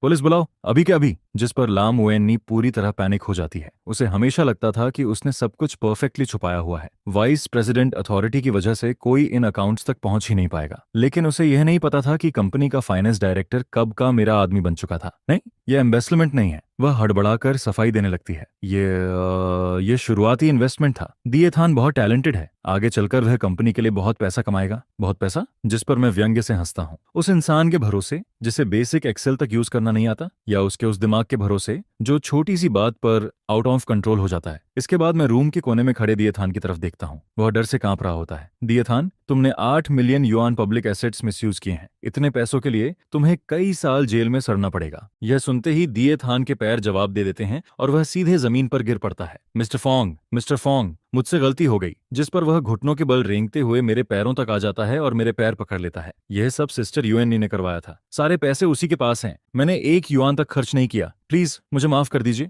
मेरी दादी अभी हॉस्पिटल में है। लेकिन अगले ही पल मैं उसे जोरदार किक मारकर दूर फेंक देता हूँ। तेरी दादी 3 साल पहले मर चुकी है। मैं ठंडी नजरों से उसे घूरता हूँ। और जो पैसे तूने स्कैम करके लिए थे उनसे मकाओ में गैम्बलिंग करता था और क्लब्स में लड़कियों के साथ मौज उड़ाता था। क्या तुझे लगता है कि मैं इन्वेस्टिगेशन नहीं करवाऊंगा? जिस पर दिए थान का पूरा सच सबके सामने खुल जाता है। वह जमीन पर गिरा हुआ राख जैसे चेहरे के साथ कांपने लगता है। लम मुयन्नी अविश्वास से उसे घूरती रह जाती है। तुम गैम्बलिंग करते थे और लड़कियों के पास भी जाते थे, लेकिन तुमने कहा था कि वह सारे पैसे चैरिटी में खर्च हुए। जिस हीरो पर उसे इतना गर्व था, जिसके लिए उसने मुझसे दुश्मनी ली, जिस प्योर बॉय को बचाने के लिए उसने कंपनी का पैसा तक चुरा लिया, वह असल में शुरू से आखिर तक सिर्फ एक फ्रॉड निकला, एक घटिया इंसान। तभी नीचे से पुलिस सायरन की आवाज सुनाई देती है, जिस पर कुछ यूनिफॉर्म पहने पुलिस ऑफिसर्स मीटिंग रूम में एंटर करते हैं। कौन है दिए थान? कौन है ला मुयन्नी? आप दोनों पर पब्लिक फंड एम्बेशमेंट और इलीगल एसेट ऑक्यूपेशन का शक है। कृपया हमारे साथ चलिए। अगले ही पल ठंडी हैंडकफ्स दिए थान के हाथों में बंध जाती हैं, जिस पर 2 फीमेल ऑफिसर्स ला मुयन्नी को पकड़कर बाहर ले जाने लगती हैं। वह आखिरी बार पलटकर मुझे होपलेस नजरों से देखती है। फुयेन, प्लीज मुझे बचा लो, मुझे अपनी गलती समझ आ गई है, लेकिन मैं चेयर पर बैठा रहता हूँ और उसकी तरफ देखने तक की जरूरत नहीं समझता। ले जाओ इन्हें, कंपनी का कारपेट गंदा मत करो। 1 महीने बाद ह्यूज फाइनेंशियल क्राइम की वजह से दिए थान ऑफिशियली अरेस्ट हो जाता है। अब उसका बाकी जीवन लंबी प्रिजन पनिशमेंट में गुजरने वाला था। वहीं दूसरी तरफ लामुयन्नी ने इल्लीगली लिए गए पैसों का कुछ हिस्सा वापस कर दिया था और लैम फैमिली ने अपनी आखिरी प्रॉपर्टीज बेचकर कंपनी का फाइनेंशियल होल किसी तरह भर दिया, जिसकी वजह से वह मुश्किल से जेल जाने से बच पाती है। लेकिन अब उसे पूरी तरह लैम ग्रुप से निकाल दिया गया था और उसके कंधों पर करोड़ों का डेट लग चुका था। इसके बाद मैं हाक थी ग्रुप की टॉप फ्लोर ऑफिस में बैठा रेड वाइन पी रहा होता हूँ। तभी प्राइवेट डिटेक्टिव की भेजी हुई एक वीडियो फाइल में प्ले करता हूँ। वीडियो के अंदर स्लम एरिया का एक टूटा फूटा रेंटल रूम दिखाई देता है, जिस पर ला मुयन्नी सस्ते कपड़े पहनकर बिखरे बालों के साथ जमीन पर बैठी कपड़े धो रही होती है। जो लड़की कभी अपने हाथों तक से पानी नहीं छूती थी, आज उसके पास वॉशिंग मशीन खरीदने तक के पैसे नहीं बचे थे। तभी अचानक रूम का दरवाजा जोर से लात मारकर खोला जाता है, जिस पर शराब की बदबू से भरा एक आदमी लड़खड़ाते हुए अंदर आता है। वह दिए थान का कजन होता है, जो सड़कों पर घूमने वाला एक लोकल थग था। क्योंकि दिए थान जेल जा चुका था, इसलिए लोन शार्क्स अब अपना पैसा ला मुयन्नी से वसूलने लगे थे। एक गंदी औरत, वह आदमी उसके बाल पकड़कर उसका सिर पानी से भरे टब में दबा देता है। आज का पैसा तैयार है या नहीं? मेरे पास सच में अब पैसे नहीं बचे। जिस पर ला मुयन्नी रोते हुए दया की भीख मांगने लगती है। ला मुयन्नी पागलों की तरह रोते हुए, चीखते हुए खुद को छुड़ाने की कोशिश करती है, जिस पर वो आदमी गुस्से में चिल्लाते हुए कहता है, पैसे नहीं है तो जाकर कमा कर ला। पहले तो खुद को बहुत बड़ा समझती थी ना, अब क्या हुआ? इसे भी मर्द कहते हैं क्या? यह सुनते ही वो आदमी हाथ उठाकर सीधे ला मुयन्नी के चेहरे पर जोरदार थप्पड़ मार देता है, जिससे वो जमीन पर गिर जाती है और फिर वो पूरे कमरे में सामान उलट पुलट कर पैसे ढूंढने लगता है। जिस पर मैं बिना किसी इमोशन के वो वीडियो बंद कर देता हूँ। मेल और फीमेल लीड की वो तथाकथित डेस्टिन्ड लव, जो पैसे और पावर की चमक हटने के बाद सामने आई, असल में नाली में पड़े सबसे गंदे कचरे से ज्यादा कुछ नहीं थी। इसके बाद दोपहर में रिसेप्शन से कॉल आता है, फू सर, नीचे एक औरत आई है, उसका नाम नुएन्नी है, वो आपसे मिलना चाहती है। सिक्योरिटी उसे कितना भी बाहर निकालने की कोशिश करे, लेकिन वो जाने को तैयार नहीं है। वो लॉबी में घुटनों के बल बैठी हुई है, जिस पर मैं शांत आवाज में कहता हूँ, उसे ऊपर भेज दो। करीब 10 मिनट बाद ला मुयन्नी को सिक्योरिटी वाले मेरे ऑफिस में लेकर आते हैं। वो पहले से बहुत ज्यादा दुबली हो चुकी होती है। उसके चेहरे पर थप्पड़ के निशान साफ दिखाई दे रहे होते हैं। उसके शरीर से सस्ते डिटर्जेंट और खट्टे पसीने की बदबू आ रही होती है। मुझे देखते ही वो तुरंत घुटनों के बल गिर जाती है। फुवियन, प्लीज मुझे बचा लो। वो रोते हुए घिसट कर मेरी डेस्क के पास आती है। वो लोन वाले लोग हर दिन आकर मुझे मारते हैं। मैं अब सच में जी नहीं पा रही हूँ। मुझे अपनी गलती समझ आ गई है। पहले मैं उस कमीने दिए थान की बातों में आ गई थी, लेकिन मेरे दिल में हमेशा सिर्फ तुम थे। फोंगवियन, क्या हम फिर से शुरुआत नहीं कर सकते? मैं तुम्हारे लिए कुछ भी करूंगी, चाहे सर्वेंट बनना पड़े या नैनी, मुझे सब मंजूर है। जिस पर मैं ऊपर से उसे ऐसे देखता हूँ जैसे किसी सड़क पर पड़े बेसहारा कुत्ते को देख रहा हूँ। फिर से शुरुआत? यह कहते हुए मैं ड्रॉअर से एक फाइल निकालकर उसके सामने फेंक देता हूँ। पहले इसे देख लो, फिर बात करना। ला मुयन्नी कांपते हाथों से वो फाइल उठाती है। वो डीएब थान के फोन डेटा रिकवरी की रिपोर्ट होती है। उसके अंदर ट्रेनिंग ग्रुप के सारे चैट रिकॉर्ड्स भरे हुए होते हैं, जहां वो गोल्ड डगर ट्रेनिंग लेता था। जिस पर एक मैसेज लिखा होता है, वो बेवकूफ ला मुयन्नी पूरी तरह फंस चुकी है। मैं बस थोड़ा दुखी बनने का ड्रामा करता हूँ और वो तुरंत मेरे लिए लाखों की वॉच खरीद देती है। ग्रुप में कोई पूछता है, और वो फोवियन, उसे कुछ शक नहीं होता क्या? जिसके जवाब में दिए थान हंसते हुए लिखता है, फोवियन तो बस एटीएम मशीन है। जब तक लाम फैमिली का पैसा पूरा निचोड़ नहीं लेता, तब तक खेल चलता रहेगा। उसके बाद पैसे लेकर विदेश भाग जाऊंगा। उस बूढ़ी औरत की जिंदगी मौत से मुझे क्या फर्क पड़ता है? यह सब पढ़ते ही लम उयन्नी का पूरा शरीर कांपने लगता है। नहीं, ये सच नहीं हो सकता। जिस प्यार पर उसे सबसे ज्यादा गर्व था, जिस इंसान के लिए उसने मुझसे लड़ाई की, सब कुछ छोड़ दिया, वही प्यार अब एक मजाक बन चुका था, जिस पर मैं उसके सामने जाकर खड़ा हो जाता हूँ। तुम्हें सच्चा प्यार चाहिए था ना? यही है उसका असली चेहरा। तुमने एक गोल्ड डगर के लिए मेरी माँ की यादगार चीज तोड़ दी, हमारे 3 साल के रिश्ते को धोखा दिया, और अब जब तुम्हारे पास कुछ नहीं बचा, तब तुम वापस मेरे पास प्यार की बात करने आई हो। मैं उसके सामने बैठकर उसकी आंखों में देखता हूँ, जो पूरी तरह टूट चुकी होती हैं। देर से मिलने वाला प्यार सड़क पर पड़े कचरे से भी ज्यादा सस्ता होता है। इसके बाद मैं सिक्योरिटी की तरफ देखकर कहता हूँ, इसे बाहर फेंक दो, और अगर ये औरत दोबारा हाकथी के अंदर एक कदम भी रखे तो तुम सब नौकरी से बाहर हो जाओगे। जिस पर 2 गार्ड्स तुरंत उसे पकड़कर बाहर घसीटने लगते हैं। पूरे कॉरिडोर में लम उयन नी की दर्द भरी चीखें गूंजने लगती हैं। फुंगवियन, मैं गलत थी, मुझे सच में अपनी गलती समझ आ गई है। लेकिन इंसान जब पूरी तरह कोने में धकेल दिया जाता है, तब वो आखिरी बार पागलों की तरह तड़पता जरूर है। इसके बाद हाकशी से निकाले जाने के बाद भी लाम वेन्नी हार नहीं मानती, बल्कि वो एक बेहद बेवकूफी भरा फैसला लेती है। 3 दिन बाद इंटरनेट पर एक आर्टिकल आग की तरह फैलने लगता है, जिसका टाइटल होता है, एक अरबपति सीईओ का असली चेहरा, कैसे फोंगवियन ने मुझे बर्बाद कर दिया। उस आर्टिकल में लामुयेन्नी खुद को एक बेचारी विक्टिम की तरह दिखाती है। वो कहती है कि मैं एक बेहद कंट्रोलिंग इंसान हूँ, जो उसे किसी दूसरे मर्द से बात तक नहीं करने देता था। वो दिए थान को एक टैलेंटेड यंग आदमी बताती है, जिसे मैंने जेलसी में फंसाकर जेल भिजवा दिया। जिस पर वो दिए थान की वो फोटोज भी अपलोड करती है, जिनमें उसका चेहरा सूजा हुआ और छोटों से भरा होता है, ताकि लोग समझें कि मैंने ही उसे पिटवाया है। यह आर्टिकल देखते ही इंटरनेट पर गुस्से का तूफान आ जाता है। ये कैपिटलिस्ट लोग सच में राक्षस होते हैं। उस इंटर्न दिए थान पर बहुत तरस आ रहा है। हक्ती ग्रुप का बॉयकॉट करो, फुंगवियन को सजा मिलनी चाहिए। जिस पर पब्लिक आउटरीच इतना बढ़ जाता है कि हक्ती का स्टॉक मार्केट खुलने के सिर्फ आधे घंटे के अंदर 5% नीचे गिर जाता है। किया डिपार्टमेंट का डायरेक्टर पसीने में भीगा हुआ मेरे ऑफिस में भागकर आता है। फुंग सर, इंटरनेट पर सिचुएशन बहुत खराब हो चुकी है। क्या हमें तुरंत क्लैरिफिकेशन जारी नहीं करना चाहिए, या फिर लामुयेन्नी को लीगल नोटिस भेजना चाहिए? जिस पर मैं अपनी चेयर पर बैठा स्क्रीन पर आते हुए हेटफुल कमेंट्स को देखता रहता हूँ, और फिर हल्की ठंडी मुस्कान के साथ कहता हूँ, क्लैरिफिकेशन? अगर अभी सच बता दिया तो मजा कैसे आएगा? इसके बाद मैं धीरे से कहता हूँ, अगर वो पब्लिक ओपिनियन की लड़ाई खेलना चाहती है, तो मैं उसे ऐसा स्टेज दूंगा जिसे पूरा देश देखेगा। टेक्निकल डिपार्टमेंट को बोलो, आज रात नेशन वाइड लाइव स्ट्रीम शुरू होगी, सारे ट्रेंडिंग स्पॉट्स खरीद लो। मैं चाहता हूँ कि पूरा इंटरनेट ये ड्रामा देखे।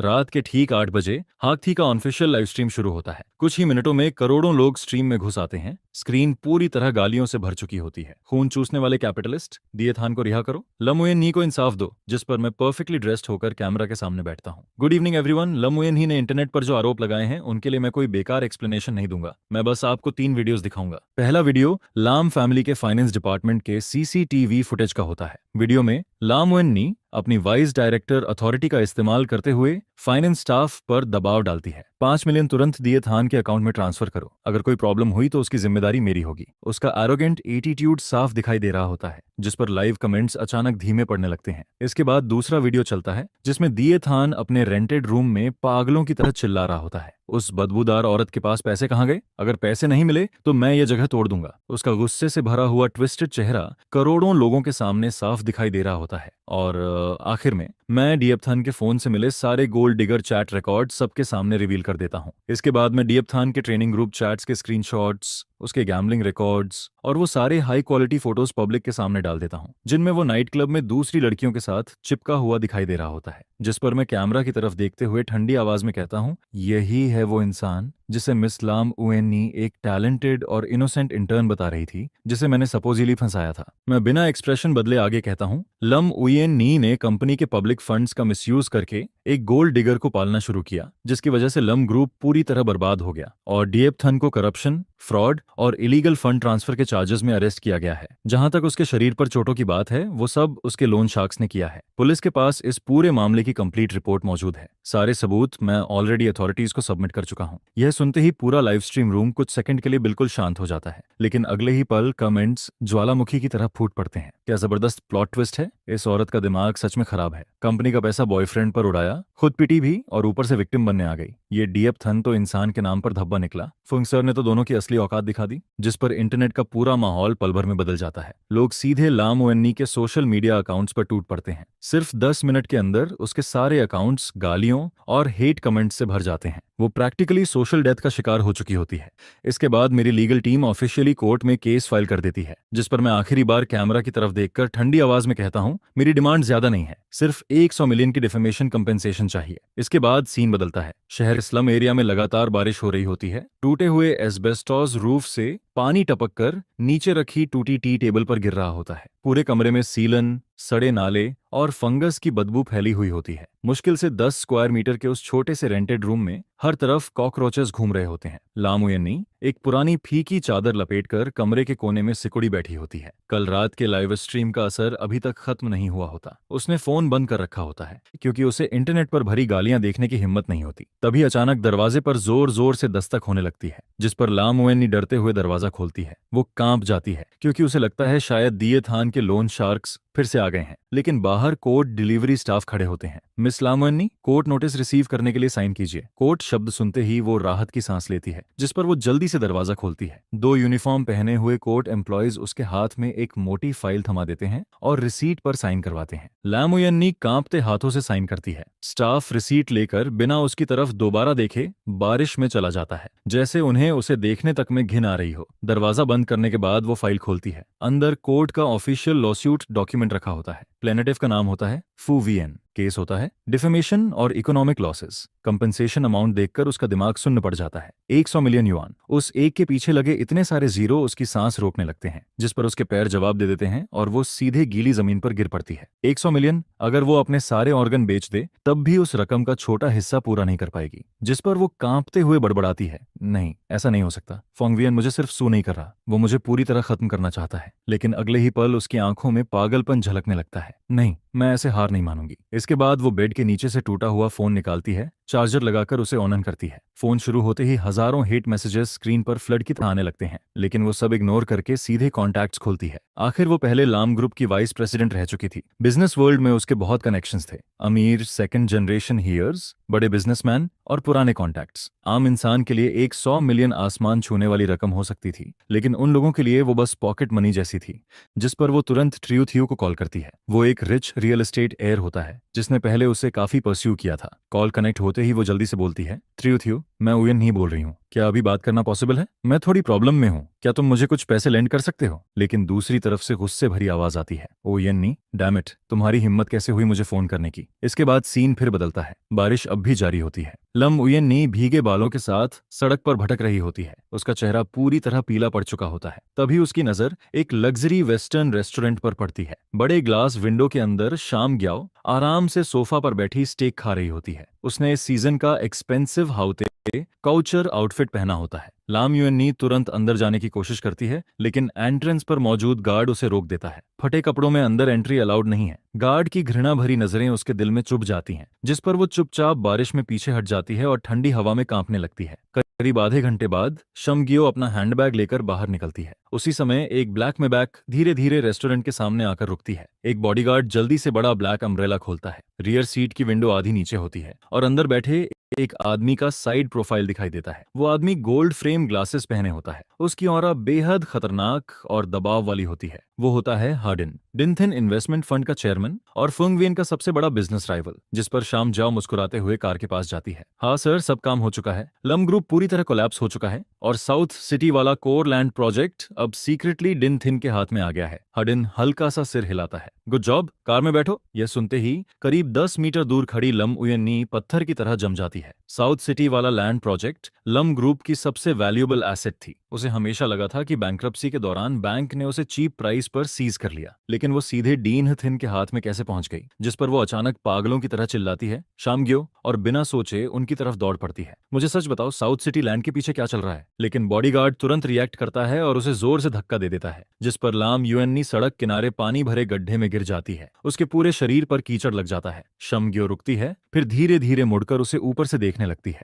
वो अपने एक्सपेंसिव सिल्क हैंडकेरचिफ से नाक ढकते हुए तिरस्कार भरी आवाज में कहती है, तो ये तुम हो मिस लाम? जिस पर लाम उयन्नी की आंखें लाल हो जाती हैं। तुमने मुझे धोखा दिया है ना? तुम शुरू से मुझे मैनिपुलेट कर रही थी। शामगियो हंस पड़ती है। फिर वो अपना हैंडकेरचिफ सीधे पानी में फेंक देती है। अब जाकर समझी, तुम्हारा आईक्यू सच में चिंता की बात है। वो तिरछी मुस्कान के साथ आगे कहती है, तुम सच में सोचती थी कि दिए थान जैसा आदमी जिसे बिजनेस एटिकेट तक नहीं आता, वो कोई प्योर मेल लीड है। उस गोल्ड डगर ट्रेनिंग क्लास का कॉन्टैक्ट मैंने खुद उसे दिया था, और जो गरीब स्टूडेंट वाली इमेज उसने तुम्हारे सामने बनाई थी, उसे तैयार करने के लिए मैंने पूरी पीआर कंपनी हायर की थी, जो आधे महीने तक उसका सेटअप तैयार करती रही। तुम जैसी बेवकूफ लड़की न सिर्फ उसकी हर बात पर आंख बंद करके भरोसा करती रही, बल्कि उसके लिए कंपनी का पैसा तक उड़ाती रही। यह सुनते ही लाम ओएननी का पूरा शरीर कांपने लगता है। उसके दांत आपस में टकराने लगते हैं, जिस पर वो टूटे हुए स्वर में पूछती है, लेकिन मैं तो हमेशा तुम्हें अपनी सबसे अच्छी बहन मानती थी। शम्ग्यो उसके करीब आधा कदम आगे बढ़ती है, फिर बेहद धीमी लेकिन जहरीली आवाज में कहती है, क्योंकि तुम बेवकूफ थी। इसके बाद वो हल्की हंसी के साथ आगे कहती है, जब तक फोंग वियन लाम ग्रुप को प्रोटेक्ट कर रहा था, तब तक हम लोग उस कंपनी को छू तक नहीं सकते थे। लेकिन अगर किसी इडियट को इस्तेमाल करके उसे अंदर से तोड़ दिया जाए, कंपनी का पैसा निकलवा लिया जाए और फोंग वियन को पूरी तरह डिसअपॉइंटेड कर दिया जाए, तो फिर लाम ग्रुप जैसी मोटी शिकार खुद ब खुद डींग थिंग के सामने गिर जाती है। तभी कार के अंदर बैठे हडिन ठंडी आवाज में बोलता है, शामग्यो, इस कचरे के साथ ज्यादा वक्त बर्बाद मत करो। फोंग वियन ने साउथ सिटी वाले गुंडों की इन्वेस्टिगेशन शुरू कर दी है। हमारे पास अभी और भी काम है। जी हाँ सर। जिस पर शांगिया वापस कार की तरफ मुड़ती है, लेकिन अंदर बैठने से पहले वो आखिरी बार पीछे देखकर मुस्कुराती है। तुम्हें तो मुझे थैंक यू कहना चाहिए मिस लाम। कम से कम मैंने तुम्हें एक full scale brainless romance drama experience करने का मौका तो दिया। अब शो खत्म हो चुका है, अब तुम जा सकती हो। इसके बाद ब्लैक मेबैक धीरे धीरे वहां से निकल जाती है। उसके टायर्स सड़क के गंदे पानी को उछालते हुए सीधे लामुयेन नी के चेहरे पर फेंक देते हैं। लामुयेन नी कीचड़ में घुटनों के बल बैठी रह जाती है। उसे आखिरकार समझ आ जाता है, दिए थान झूठ था, उसकी फ्रेंडशिप झूठ थी, उसका तथाकथित ट्रू लव भी झूठ था। यहाँ तक कि जिस परसिस्टेंस पर उसे सबसे ज्यादा गर्व था, वो भी सिर्फ दूसरों की डाइनिंग टेबल पर रखा हुआ एक नाइफ था, जिसका इस्तेमाल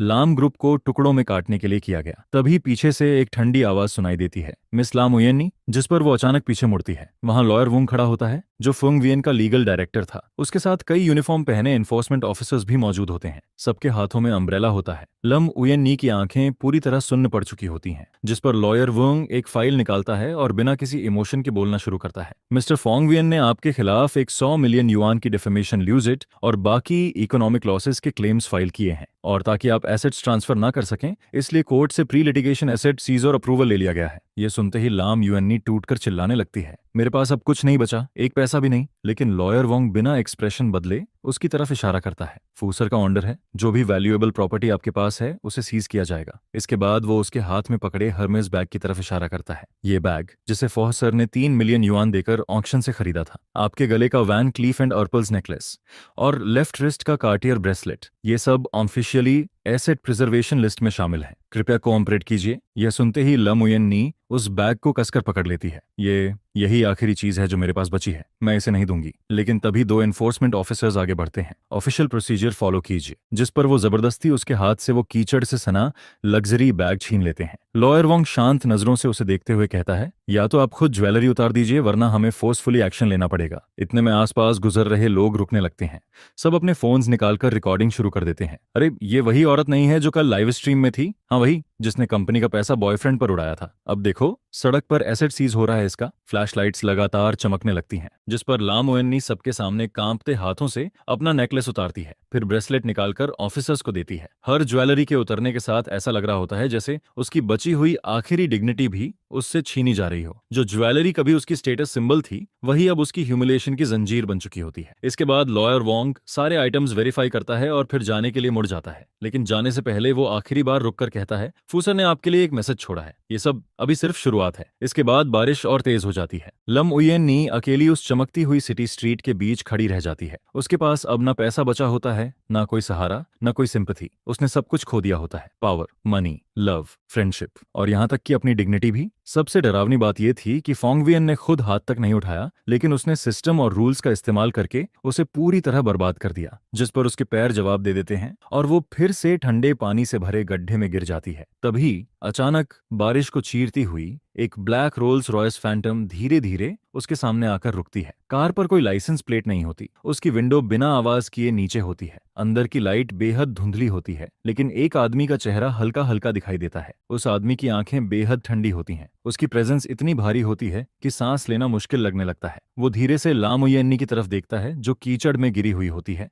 फिर उसके होंठों पर एक बर्फ जैसी ठंडी मुस्कान आती है। फुयन से बदला लेना चाहती हो? उसकी भारी आवाज बारिश के बीच सीधे लाम उयन्नी मुयन्नी के कानों में उतरती है, जिस पर ला मुयन्नी अचानक सिर उठाती है। उसकी खाली आंखों में पहली बार पागलपन की चमक दिखाई देती है, क्योंकि उसके सामने बैठा आदमी कोई और नहीं बल्कि हाडिन्ह होता है। डिन्ह थिन कैपिटल का चेयरमैन, बिजनेस वर्ल्ड का सबसे खतरनाक वल्चर। जिस कंपनी पर उसकी नजर पड़ती थी वो कभी पूरी नहीं बचती थी। वो हमेशा तब हमला करता था जब उसका शिकार सबसे कमजोर होता था, और फिर आखिरी हड्डी तक नोच लेता था। 3 साल पहले फोवियन और हार्डिन्ह के बीच बिजनेस वर्ल्ड की सबसे बड़ी एक्विजिशन वॉर हुई थी। उस समय फोवियन ने उससे साउथ सिटी का कोर लैंड प्रोजेक्ट छीन लिया था, और उसी दिन से दोनों एक दूसरे के स्वोन एनिमीज बन चुके थे। इसलिए आज हार्डिन्ह का खुद उसके सामने आना कभी भी किसी अच्छे इरादे का संकेत नहीं हो सकता था। लेकिन इस वक्त फोवियन से बदला लोगी, यह सवाल सीधे उसके टूटे हुए दिल में घुस चुका होता है। उसकी आंखों में डिस्पियर धीरे धीरे हेट्रेड में बदलने लगता है, जिस पर वो भारी आवाज में पूछती है, क्या तुम मेरी मदद कर सकते हो? हार्डिन कोई जवाब नहीं देता, वो बस हल्का सा सिर घुमाता है। अगले ही पल पैसेंजर सीट खुलती है और ब्लैक सूट पहना बॉडीगार्ड अम्ब्रेला लेकर उसके सामने आकर खड़ा हो जाता है।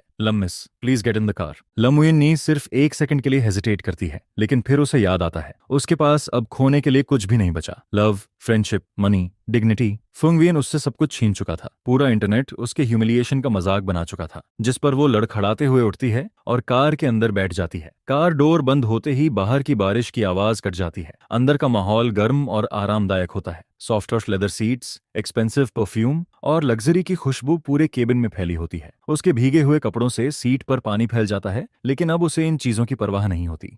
हार्डिन्ह उसके बगल में बैठा व्हिस्की ग्लास हाथ में पकड़े बाहर की फॉगी विंडो देख रहा होता है। वो उसकी तरफ देखे बिना धीरे से पूछता है, लाम उयन्नी, क्या तुम्हें पता है तुम आज इस हालत में क्यों पहुंची हो? यह सुनते ही लम उयन्नी अपनी मुट्ठियां कस लेती है। उसके नाखून हथेली में धंस जाते हैं। फोंगवियन ने मुझे इस हालत में पहुंचाया है, यह सब उसी की गलती है। हार्डिन पीछे मुड़कर देखता है, जिस पर उसके गोल्डन चश्मे के पीछे की ठंडी नजरें किसी सर्जिकल नाइफ की तरह फील होती हैं। आज तुम जिस हालत में पहुंची हो वो सिर्फ तुम्हारी बेवकूफी की वजह से है। फुआंगवियन ने तो बस तुम्हारी उसी स्टूपिडिटी का इस्तेमाल करके तुम्हें सही पनिशमेंट दिया है। यह सुनकर लम उयन नहीं पूरी तरह सन्न रह जाती है। उसने कंपनी के पैसे एक गोल्ड डिगर को पालने में लगा दिए, और एक ऐसे इंटर्न के लिए जिसे वो 1 महीने से भी कम समय से जानती थी, उसने अपने उस फियांसे को बिट्रे कर दिया जिससे उसकी 3 साल से एंगेजमेंट थी। जिस पर हार्डिन ठंडी आवाज में कहता है, क्या तुम्हें नहीं लगता कि तुम बहुत ज्यादा स्टूपिड थी? लाम उयन्नी के होंठ कांपने लगते हैं। तभी हार्डिन आगे कहता है, तुम्हारी बेस्ट फ्रेंड थाम गया 3 साल पहले से ही मेरे लिए काम कर रही थी। वही तुम्हारे करीब आई, तुम्हारी तारीफ करती थी, कहती थी कि तुम बहुत खूबसूरत हो, तुम्हारे अपने विचार हैं और तुम किसी बेहतर आदमी की हकदार हो। लेकिन यह सब मैंने पहले से प्लान किया था। इसके बाद हार्डिन हाथ में पकड़े वाइन ग्लास को धीरे धीरे घुमाता है,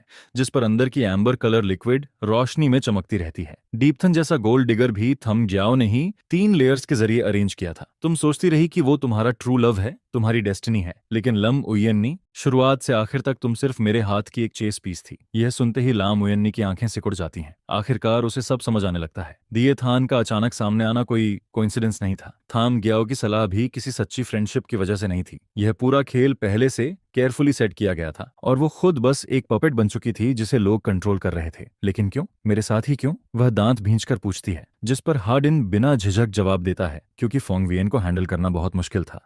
वह हर काम बिना कोई लूपहोल छोड़े करता है। मैं उसकी कोई कमजोरी नहीं ढूंढ पाया, लेकिन उसकी सबसे बड़ी वीकनेस तुम थी। बस तुम्हें एक टाइम बॉम्ब बनाना था, फिर फोंगवियन खुद ही बर्बाद हो जाता, तो तुमने मेरा इस्तेमाल किया? लाम उयन्नी कांपती आवाज में पूछती है। हाँ, हार्डिन सीधे जवाब देता है, मैंने थाम ग्याओ से कहा कि वो तुम्हें ट्रू लव के पीछे भागने के लिए एनकरेज करे, ताकि दिए थान धीरे धीरे लाम ग्रुप का पैसा खींच सके। तुम सोचती रही कि तुम प्यार के लिए सैक्रिफाइस कर रही हो, लेकिन असल में तुम मेरी मदद कर रही थी, ताकि फोंगवियन और लाम ग्रुप दोनों साथ में खत्म हो जाएं। यह सुनकर लाम उयन्नी का पूरा शरीर कांपने लगता है। उसे वो सारी रातें याद आने लगती हैं जब थाम ग्याओ उसका हाथ पकड़कर कहती थी, उयन्नी, तुम इससे कहीं बेहतर डिजर्व करती हो। और फिर उसे दिए थान की वो मासूम आंखें याद आती हैं जब उसने कहा था, सिस्टर उयन्नी, मैं तो बस एक गरीब स्टूडेंट हूँ। इसके बाद उसे याद आता है कि कैसे उसने बार बार दिए थान की वजह से फोंगवियन से लड़ाई की और हर बार उसके सेल्फ रिस्पेक्ट को कुचलती रही। अब जाकर उसे समझ आता है कि यह सब किसी और के लिखे हुए स्क्रिप्ट का हिस्सा था, और वो खुद उस कहानी की साइड कैरेक्टर भी नहीं थी, बस इस्तेमाल होने वाला एक प्रॉपर थी। तो अब तुम मुझसे क्या चाहते हो? यूएनई की आवाज अब पूरी तरह ठंडी हो चुकी थी,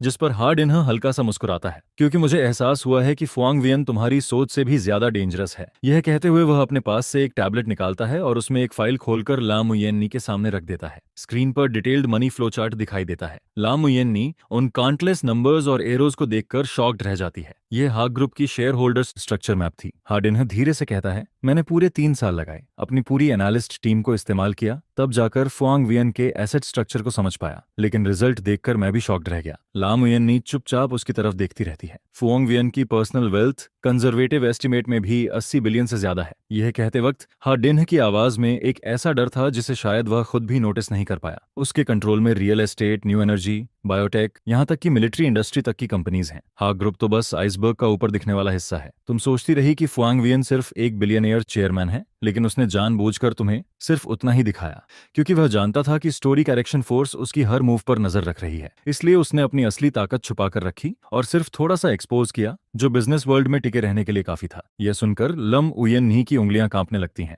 80 बिलियन, वह सिर्फ कुछ लाख की वॉच के लिए फोंग वियन से लड़ गई थी। एक फेक इंटर्न के लिए उसने 80 बिलियन वर्थ वाले आदमी को छोड़ दिया। तो अब तुम चाहते हो कि मैं तुम्हारी मदद करूं फोंग वियन के खिलाफ? उसकी आवाज में हल्का सार्केज्म था, जिस पर हार्डिन तुरंत कहता है, मेरी नहीं, अपनी मदद करो। फोंग वियन ने तुम पर एक 100 मिलियन का लॉसूट किया है। अब तुम्हारे पास एक पैसा नहीं है, तुम वो रकम कैसे चुकाओगी? जब कोर्ट फोर्सफुली एग्जीक्यूट करेगा तब तुम ऑफिशियली डिफॉल्टर बन जाओगी, पूरी जिंदगी सिर नहीं उठा पाओगी। यह सुनकर लम उयन नी खामोश हो जाती है। इसके बाद हार्डिन अपने कोट से एक चेक निकालकर उसके सामने रख देता है। उस पर 10 मिलियन लिखा था। ये एडवांस पेमेंट है, मुझे बस तुमसे एक काम करवाना है। क्या काम? वह धीरे से पूछती है, जिस पर हार्डिन थोड़ा झुककर बेहद धीमी आवाज में कहता है, मैं चाहता हूं कि तुम फुआंग वियन का असली ट्रम्प कार्ड ढूंढो, उसकी रियल एसेट लेआउट, उसका हिडन कैपिटल सोर्स, उसका ओवरसीज स्ट्रक्चर। अगर ये सब मेरे हाथ लग गया तो मैं उसे पूरी तरह बिजनेस वर्ल्ड में डिस्ट्रॉय कर दूंगा। लामुयन्नी कड़वी हंसी हंसती है, लेकिन मैं यह सब कैसे ढूंढ सकती हूँ? अब तो मैं उसकी कंपनी के गेट तक नहीं जा सकती, तुम्हें वहां जाने की जरूरत नहीं है। हार्डिन टैबलेट में दूसरी फाइल खोलते हुए कहता है, तुम 3 साल तक उसकी फियांसी थी, क्या उसने कभी तुम्हें कोई डॉक्यूमेंट, कोई फाइल, कोई की या कोई ऐसी चीज दी थी जो उस वक्त नॉर्मल लगी हो, लेकिन अब सोचने पर सस्पिशियस लगती हो? यह सुनकर लम उयन नी गहरी सोच में डूब जाती है। पिछले 3 साल की मेमोरीज तेजी से उसके दिमाग में घूमने लगती हैं। फोंग वियन की विला, उसका ऑफिस,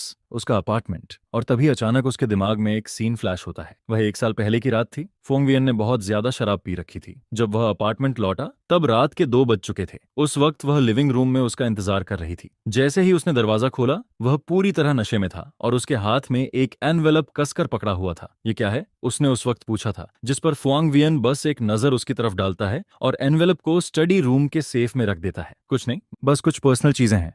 उस समय उसने ज्यादा ध्यान नहीं दिया, क्योंकि फुआंग वियन के पास हमेशा बहुत सारे प्राइवेट डॉक्यूमेंट्स रहते थे। उसने कभी सवाल नहीं किया, लेकिन अब सोचने पर उसे एहसास होता है कि उस एनवेलप के आने का टाइमिंग बहुत अजीब था। वह ठीक 3 दिन बाद की बात थी, जब फुआंग वियन और हार्डिन की इक्विजिशन वॉर खत्म हुई थी, और उस लड़ाई में फुआंग वियन ने शानदार जीत हासिल की थी। लेकिन उस रात उसकी हालत किसी विनर जैसी नहीं थी, बल्कि वह किसी ऐसे सोल्जर जैसा लग रहा था जो बैटलफील्ड से मुश्किल से जिंदा लौट कर आया हो। मुझे याद आ गया, यूएननी अचानक सिर उठाती है, जिस पर उसकी आंखों में फिर से उम्मीद की चमक दिखाई देने लगती है। उसके स्टडी रूम में एक सेफ है, लाम यूएननी धीरे से कहती है। वो दीवार के अंदर हिडन है और उसके सामने एक ऑयल पेंटिंग लगी हुई है। उस सेफ का पासवर्ड हमारा बर्थडे कॉम्बिनेशन है। यह सुनकर हार्डिन की आंखें हल्की सिकुड़ जाती हैं। अंदर क्या है ये मुझे नहीं पता, ला मुयन ने सिर हिलाते हुए कहती है, लेकिन मैंने एक बार फुआंग वियन को एक एनवेलप उसमें रखते हुए देखा था। उसके बाद वो एनवेलप कभी दिखाई नहीं दिया। हार्डिन कुछ सेकंड तक चुप रहता है, फिर धीरे से सिर हिलाता है। बहुत बढ़िया, अब जाकर वो चीज लेकर आओ। जिस पर ला मुयन तुरंत बोल पड़ती है, क्या तुम मजाक कर रहे हो? उस अपार्टमेंट का पासवर्ड बहुत पहले बदल चुका है, मैं अंदर नहीं जा सकती। यह सुनकर हार्डिन हल्का सा मुस्कुराता है। वो फुआ वियन का अपार्टमेंट है, मेरा नहीं। इसके बाद वह अपने पास से एक टूल बॉक्स निकालता है। बॉक्स खुलते ही अंदर प्रोफेशनल लॉक ब्रेकिंग टूल्स दिखाई देते हैं, लेकिन उस बिल्डिंग का मैनेजर मेरा आदमी है। लामुयन नी उन टूल्स को देखकर घबरा जाती है। उसका हार्ट बीट तेजी से बढ़ने लगता है। उसे एहसास हो जाता है कि वो क्या करने जा रही है। इल्लीगल ट्रेसपासिंग, बिजनेस सीक्रेट्स चोरी करना, इन दोनों क्राइम्स की पनिशमेंट बहुत बड़ी थी, लेकिन अब उसके पास कोई दूसरा रास्ता नहीं बचा था। जिस पर वह कांपते हाथों से वो टूल बॉक्स पकड़ लेती है। यह देखकर हार्डिन के होंठों पर मुस्कान और गहरी हो जाती है। जानती हो लामुयन, तुम्हारे और फोंग वियन के बीच सबसे बड़ा फर्क इंटेलिजेंस नहीं है, बल्कि मोरल लिमिट है। उसके पास अभी भी कुछ बाउंड्रीज हैं, लेकिन तुम्हारे पास तो वो भी नहीं बची, बल्कि तुम्हारी लिमिट उससे भी नीचे है। इसीलिए तुम जिंदगी भर उसे हरा नहीं पाओगी। लामुयन इस बार कोई जवाब नहीं देती, क्योंकि उसे पता था कि हार्डिन सच कह रहा है। रात के 2 बज चुके थे। सिटी सेंटर के लग्जरी अपार्टमेंट एरिया में बारिश अभी अभी रुकी थी। हवा में गीली मिट्टी और कंक्रीट की स्मेल फैली हुई थी। लामुयन ने ब्लैक हुडी पहन रखी थी और उसका कैप इतना नीचे था कि आधा चेहरा छुप चुका था। वह हाथ में टूल टूल बॉक्स लिए इमरजेंसी स्टेयरकेस से अंडरग्राउंड पार्किंग की तरफ बढ़ती है, जिस पर उसे याद आता है कि एलिवेटर के पास का सीसीटीवी 2 दिन पहले से खराब पड़ा है। यह भी हार्डन की अरेंजमेंट थी। इसके बाद वह एलिवेटर में कदम रखती है और 28वें फ्लोर दबा देती है। एलिवेटर के नंबर्स धीरे धीरे ऊपर बढ़ते जाते हैं और उसी के साथ उसका हार्ट बीट भी तेजी से बढ़ने लगता है, जैसे सीने से बाहर निकल जाएगा। टिंग, एलिवेटर डोर खुलता है। सामने पूरा हॉलवे खाली पड़ा था, चारों तरफ सन्नाटा था। लैम उयन नी गहरी सांस लेती है और रूम 2801 के सामने जाकर रुकती है। यही वो जगह थी जहां उसने और फुआंग वियन ने पूरे 3 साल साथ बिताए थे। डोर पर लगा स्मार्ट लॉक हल्की नीली रोशनी छोड़ रहा था। वह फिंगरप्रिंट ट्राई करती है, लेकिन तुरंत रेड लाइट ब्लिंक करने लगती है। Access denied. उसकी फिंगरप्रिंट्स बहुत पहले डिलीट की जा चुकी थीं, जिस पर वह धीरे से नीचे बैठती है और टूल बॉक्स खोल देती है। हार्डिन ने जो इक्विपमेंट दिया था वो बेहद प्रोफेशनल था। एक इलेक्ट्रॉनिक जैमर जो स्मार्ट लॉक का सिग्नल टेम्परेरी ब्लॉक कर सकता था और एक मैकेनिकल डिकोडर जो लॉक कोर का पासवर्ड रीड कर सकता था। करीब 3 मिनट बाद टक, लॉक खुलने की आवाज आती है। डोर धीरे से खुल जाता है। अंदर पूरा अपार्टमेंट अंधेरे में डूबा हुआ था। हवा में हल्की डस्ट की स्मेल थी, जिससे साफ पता चलता था कि यहाँ काफी समय से कोई नहीं आया। लम उयनी अपने फोन की फ्लैशलाइट ऑन करती है और धीरे धीरे अंदर कदम रखती है। लिविंग रूम अब भी पहले जैसा ही था। कॉर्नर में रखा पियानो वहीं मौजूद था, बस उसके ऊपर डस्ट की पतली लेयर जम चुकी थी। वो पियानो पोंग वियन ने उसके बर्थडे पर गिफ्ट किया था। उसकी कीमत 3 मिलियन युआन से ज्यादा थी, लेकिन अब वो भी कॉन्फिस्केटेड एसेट्स लिस्ट में शामिल हो चुका था। बस अभी तक उसे हटाया नहीं गया था। लेकिन इस वक्त लाम उयनी रुकती नहीं। वह सीधे स्टडी रूम की तरफ बढ़ जाती है। स्टडी रूम के बाहर वही ओनेल पेंटिंग टंगी हुई थी, मोनेट की वाटर लिली पेंटिंग की कॉपी। और जाहिर सी बात थी, अब वो फेक थी, क्योंकि फुआंग वियन को आर्टवर्क्स में कभी खास इंटरेस्ट नहीं था। यह पेंटिंग सिर्फ सेफ को हाइड करने के लिए लगाई गई थी, जिस पर लाम उयनी पेंटिंग को हटाती है और दीवार के अंदर लगा ब्लैक मेटल सेफ दिखाई देता है। सेफ पर फिंगरप्रिंट और पासवर्ड वेरिफिकेशन दोनों मौजूद थे। वह पहले फिंगरप्रिंट ट्राई करती है, लेकिन ऑब्वियस था एक्सेस पहले ही डिलीट हो चुका था। इसके बाद वह पासवर्ड डालने लगती है,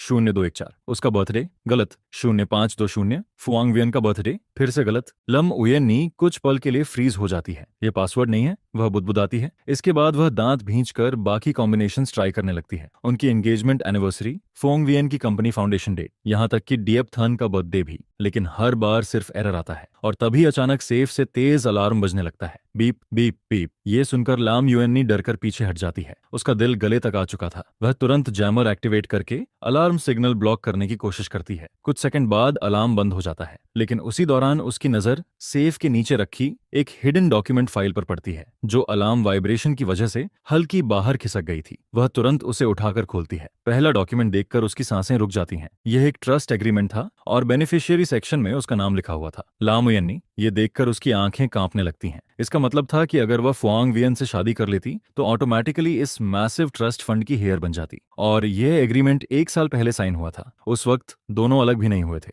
मतलब उस समय फुआंग वियन सच में उसके साथ पूरी जिंदगी बिताना चाहता था। ये सोचते ही लाम उयनी का गला भर आता है। उसकी आंखें जलने लगती हैं। इसके बाद वह बाकी डॉक्यूमेंट्स पलटती है। तीसरा पेपर एक हैंड राइटन लेटर था और वह हैंड राइटिंग वह तुरंत पहचान जाती है। यह फुआंग वियन की राइटिंग थी। लेटर बहुत छोटा था। हुएनी, अगर तुम ये लेटर पढ़ रही हो तो इसका मतलब है कि या तो मैं अब इस दुनिया में नहीं हूं या फिर हम पहले जैसे नहीं रहे। इस सेफ के अंदर जो कुछ भी है वो मेरी जिंदगी भर की कमाई है। मैं यह सब तुम्हें हमारी शादी वाले दिन बताना चाहता था, लेकिन मुझे लगा लिखकर छोड़ना ज्यादा बेहतर होगा। शेंशी चैरिटी फंड के शेयर्स हमारे फ्यूचर चाइल्ड के लिए हैं और ट्रस्ट फंड की बाकी प्रॉपर्टी तुम्हारे और बच्चे के लिए। अगर किसी दिन मैं तुम्हारे साथ ना रहूं तब भी तुम दोनों अच्छी जिंदगी जी सको। मुझे पता है तुम्हें पसंद नहीं कि मैं हर चीज कंट्रोल करूं, लेकिन मैं बस एक साधारण इंसान हूं और ऐसे लोग अपना प्यार सिर्फ प्रैक्टिकल तरीकों से ही दिखा पाते हैं। अगर किसी दिन तुम यह लेटर पढ़ो तो उम्मीद करता हूं कि वो हमारी शादी के बाद हो, किसी और वजह से नहीं। लेटर के नीचे राइट कॉर्नर पर एक सूखा हुआ इंक मार्क था, जैसे लिखने वाला आखिरी लाइन लिखने से पहले बहुत देर तक हेजिटेट करता रहा हो। यह पढ़ते पढ़ते आखिरकार लाम उयनी खुद को रोक नहीं पाती। उसकी आंखों से आंसू चुपचाप गिरने लगते हैं और लेटर पर छोटे छोटे पानी के निशान छोड़ देते हैं, जिस पर उसके दिमाग में फोंग वियन के साथ बिताए सारे पल घूमने लगते हैं।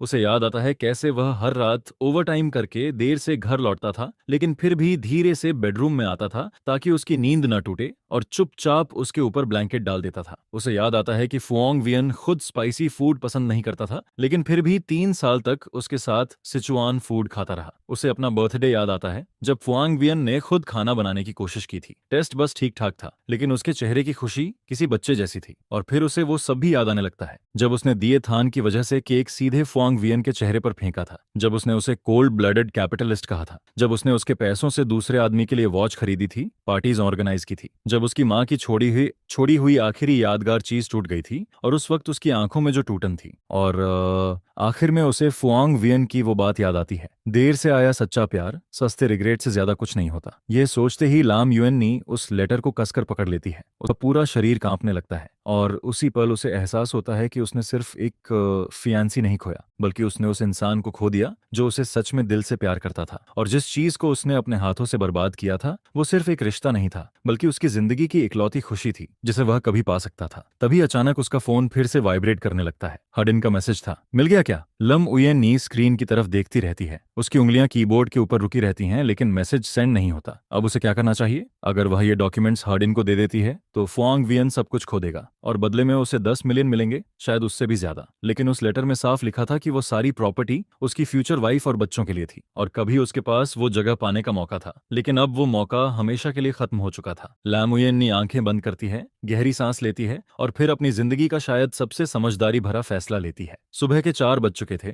लामुयन ने अपार्टमेंट से बाहर निकलती है। उसके हाथ में वो क्राफ्ट पेपर एनवेलप कसकर पकड़ा हुआ था। उसका फोन लगातार वाइब्रेट कर रहा था। हडिन अब तक 7 कॉल्स कर चुका था, लेकिन उसने एक भी कॉल रिसीव नहीं की। इसके बाद वह एक टैक्सी रोकती है और सीधे एक एड्रेस बोलती है, हाग्रुप हेडक्वार्टर्स। सुबह के 4 बजे पूरी बिल्डिंग में बस कुछ ही लाइट्स जल रही थीं। सिक्योरिटी गार्ड उसे देखते ही भौहें सिकोड़ लेता है। वह उसे रोकने ही वाला था कि तभी लामुएन्नी बोल पड़ती है, मुझे फुआंग वियन से मिलना है। गार्ड ठंडी आवाज में कहता है, प्रेसिडेंट फुआंग यहाँ नहीं है। जिस पर लामुएन्नी सीधे उसकी आंखों में देखते हुए कहती है, मुझे पता है वो यहीं है। उनकी कार अभी भी बेसमेंट पार्किंग के प्राइवेट स्पॉट में खड़ी है। नंबर प्लेट 8888 है और उनका प्राइवेट एलिवेटर सिर्फ 28वें फ्लोर के ऊपर एक्सेस करता है, लेकिन 28वें फ्लोर की लाइट 3 बजे से ऑन है। यह सुनकर गार्ड कुछ पल के लिए चुप हो जाता है। तभी उसके वॉक टॉक से आवाज आती है, उसे ऊपर आने दो। ये आवाज फुआंग वियन की थी। इसके बाद लाम युएन्नी को 28वें फ्लोर वाले सीईओ ऑफिस तक ले जाया जाता है। ऑफिस का दरवाजा पहले से खुला हुआ था। फुआंग वियन डेस्क के पीछे बैठा हुआ था। उसके सामने डॉक्यूमेंट्स का बड़ा ढेर पड़ा था। उसने डार्क ग्रे कैशमियर स्वेटर पहन रखा था। उसकी स्लीव्स कोहनी तक मुड़ी हुई थी और उसके हाथ पर पुराना स्कार साफ दिखाई दे रहा था। यह वही चोट थी जो उसे 3 साल पहले लगी थी जब उसने लाम उयेन्नी को टूटे हुए ग्लास से बचाया था। जिस पर लम उयेन्नी उस स्कार को देखते ही इमोशनल हो जाती है। उसकी आंखें फिर से भरने लगती हैं। अंदर आओ, फुआंग वियन बिना सिर उठाए कहता है, और डोर बंद कर दो। लम उयेन्नी अंदर आती है, डोर बंद करती है और उसके डेस्क के सामने जाकर खड़ी हो जाती है। तो हाँ, जिन्हन ने तुम्हें यहाँ कुछ लेने भेजा है? फुआंग वियन आखिरकार सिर उठाता है। उसकी आंखें शांत थीं, इतनी शांत जैसे किसी बिना लहर वाली झील का पानी। लाम युएन्नी शॉक्ड रह जाती है। तुम्हें पता था? जिस पर फुआंग वियन चेयर से टिकते हुए कहता है, तुम्हें लगता है हार्डिन ने बिल्डिंग मैनेजमेंट में जो आदमी लगाया था उसके बारे में मुझे पता नहीं होगा, और तुम्हें लगता है कि सीसीटीवी खराब हुआ और मुझे नोटिस ही नहीं हुआ। यह सुनते ही लम उयेन्नी की रीढ़ में ठंड दौड़ जाती है। मुझे शुरू से सब पता था, फुआंग वियन शांत आवाज में कहता है। मैंने जानबूझकर तुम्हें अंदर आने दिया। क्यों?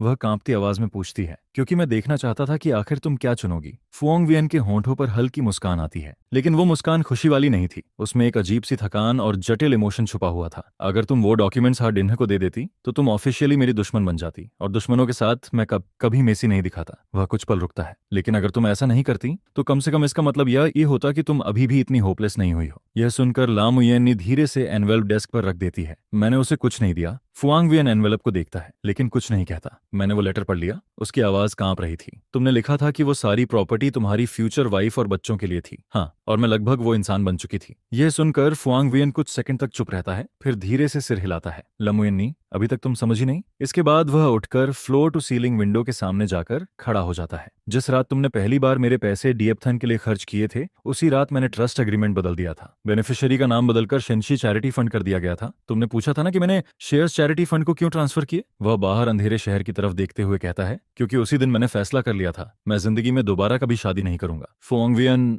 लाम उयेन्नी कुछ कहना चाहती थी, लेकिन वह बीच में ही रोक देता है। ये तुम्हारी वजह से नहीं था, बल्कि इसलिए क्योंकि अब मुझे प्यार पर भरोसा नहीं रहा। मुझे बिट्रेयल से डर नहीं लगा। मुझे डर तब लगा जब मुझे एहसास हुआ कि स्टोरी करेक्शन फोर्स के सामने इंसानी फीलिंग्स कितनी फ्रैजाइल होती हैं। Story correction force? लामुयन्नी कंफ्यूज्ड होकर पूछती है, लेकिन फुआंग वियन जवाब नहीं देता। वह वापस डेस्क तक आता है, एनवेलप खोलता है, अंदर के डॉक्यूमेंट्स पर नजर डालता है और फिर ड्रॉअर से दूसरी फाइल निकालकर उसके सामने रख देता है। जो लेटर तुमने देखा वो असली था, मैंने सच में वो लिखा था, लेकिन सेफ में सिर्फ वही नहीं था, उसमें हार्ड इन्हा के लिए स्पेशली तैयार किया गया फेक शेयर एग्रीमेंट भी था। जो एग्रीमेंट तुम लेकर आई हो वो नकली है। यह सुनते ही लाम ओएनी नीचे डॉक्यूमेंट्स की तरफ देखती है। उस पर हिडन फेक वाटरमार्क साफ दिखाई दे रहा था। तो शुरू से तुम्हें पता था कि मैं क्या करूंगी? नहीं। फुआंग वियन वापस चेयर पर बैठता है। मैं बस गैम्बल कर रहा था। अगर तुम पूरा एनवेलप हार्ड इन्हा को दे देती तो वह वो लेटर भी पढ़ लेता। उस लेटर में कोई बिजनेस सीक्रेट नहीं था, उसमें सिर्फ वो बातें थीं जो मैं तुम्हें कहना चाहता था। अगर हार्ड इन्ह उसे पढ़ता भी तो मुझे कोई नुकसान नहीं होता, लेकिन तुम अपनी आखिरी चांस हमेशा के लिए खो देती। वह कुछ पल रुकता है। लेकिन तुमने ऐसा नहीं किया, तुम सिर्फ फेक अग्रीमेंट लेकर आई और लेटर वहीं छोड़ दिया। इसका मतलब है कि तुम्हारे अंदर अभी भी थोड़ा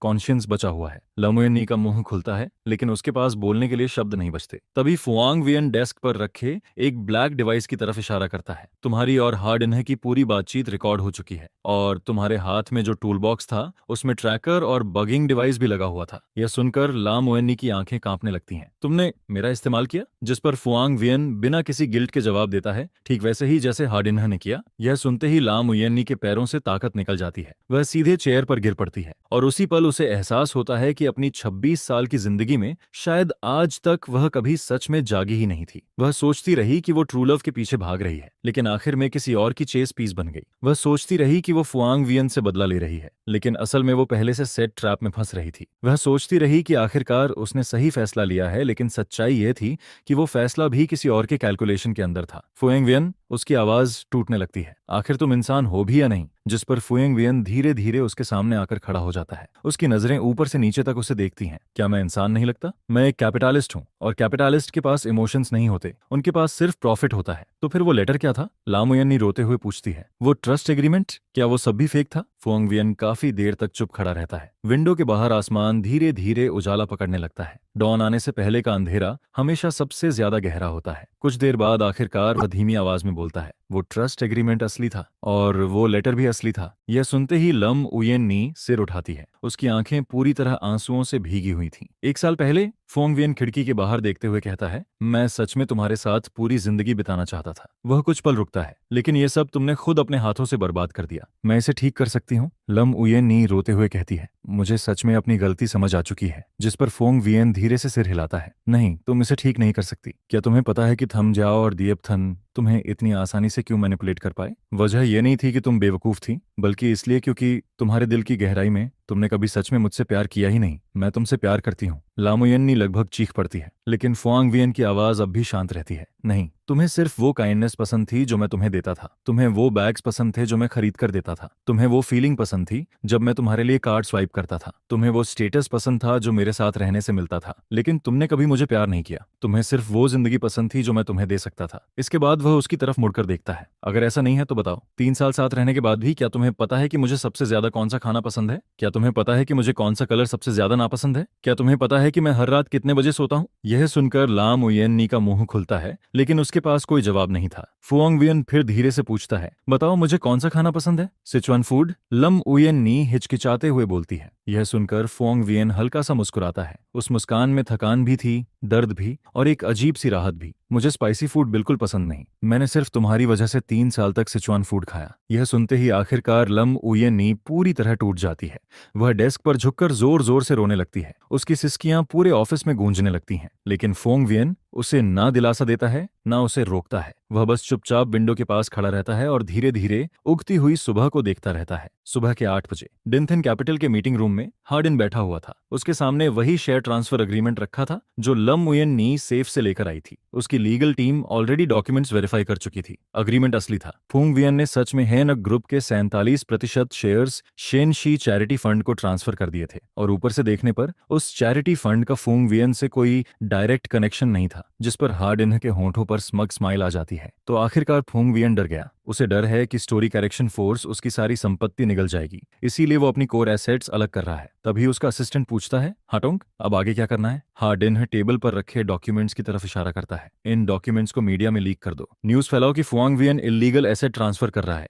टैक्स एवेशन और मनी लॉन्ड्रिंग का भी सस्पेशन डालो। जब पब्लिक ओपिनियन भड़क जाएगा तब हम शेयर होल्डर आइडेंटिटी इस्तेमाल करके कोर्ट से इन एसेट्स को फ्रीज करवाएंगे। और उसके बाद? असिस्टेंट फिर पूछता है। यह सुनकर हार्डिन जोर से हंसने लगता है। उसके बाद फुआंग वियन आसमान से गिरकर सीधे कीचड़ में पहुंचेगा। उसे समझ आएगा कि हार्डिन को दुश्मन बनाने का अंजाम क्या होता है। लेकिन तभी अचानक मीटिंग रूम का दरवाजा खुलता है। हार्डिन की सेक्रेटरी जल्दी से अंदर आती है। उसके चेहरे पर अजीब सा एक्सप्रेशन था। हाटोंग, नीचे कोई आपसे मिलने आया है। कौन? फुएवियन। यह सुनते ही हार्डिन के चेहरे की मुस्कान जम जाती है। उसे उम्मीद नहीं थी कि फुएवियन खुद यहाँ आएगा। उसे ऊपर भेजो, वह धीरे से कहता है। 10 मिनट बाद फुआंगवियन डिन्ह थिन ग्रुप के मीटिंग रूम में कदम रखता है। उसने डार्क ब्लू सूट पहन रखा था। उसके चेहरे पर हमेशा की तरह काम एक्सप्रेशन था। उसके पीछे 3 लोग और थे, लॉयर वोंग और 2 यूनिफॉर्म पहने हुए आदमी। उनके कंधों पर नेशनल एम्बलम लगा हुआ था। वे प्रोसिक्यूटर ऑफिस के लोग थे। यह देखकर हार्डिन का एक्सप्रेशन तुरंत बदल जाता है। फुएवियन, इसका क्या मतलब है? जिस पर फुएवियन आराम से चेयर खींचकर बैठ जाता है। कुछ खास नहीं, बस तुम्हें एक डॉक्यूमेंट देने आया हूँ। इसके बाद लॉयर वांग आगे बढ़ता है और टेबल पर एक फाइल रख देता है। हाटोंग, यह कमर्शियल एस्पियोनेज केस की ऑफिशियल कंप्लेनेंट फाइल है, जिसे हाग ग्रुप की तरफ से मिस्टर फुआंगवियन ने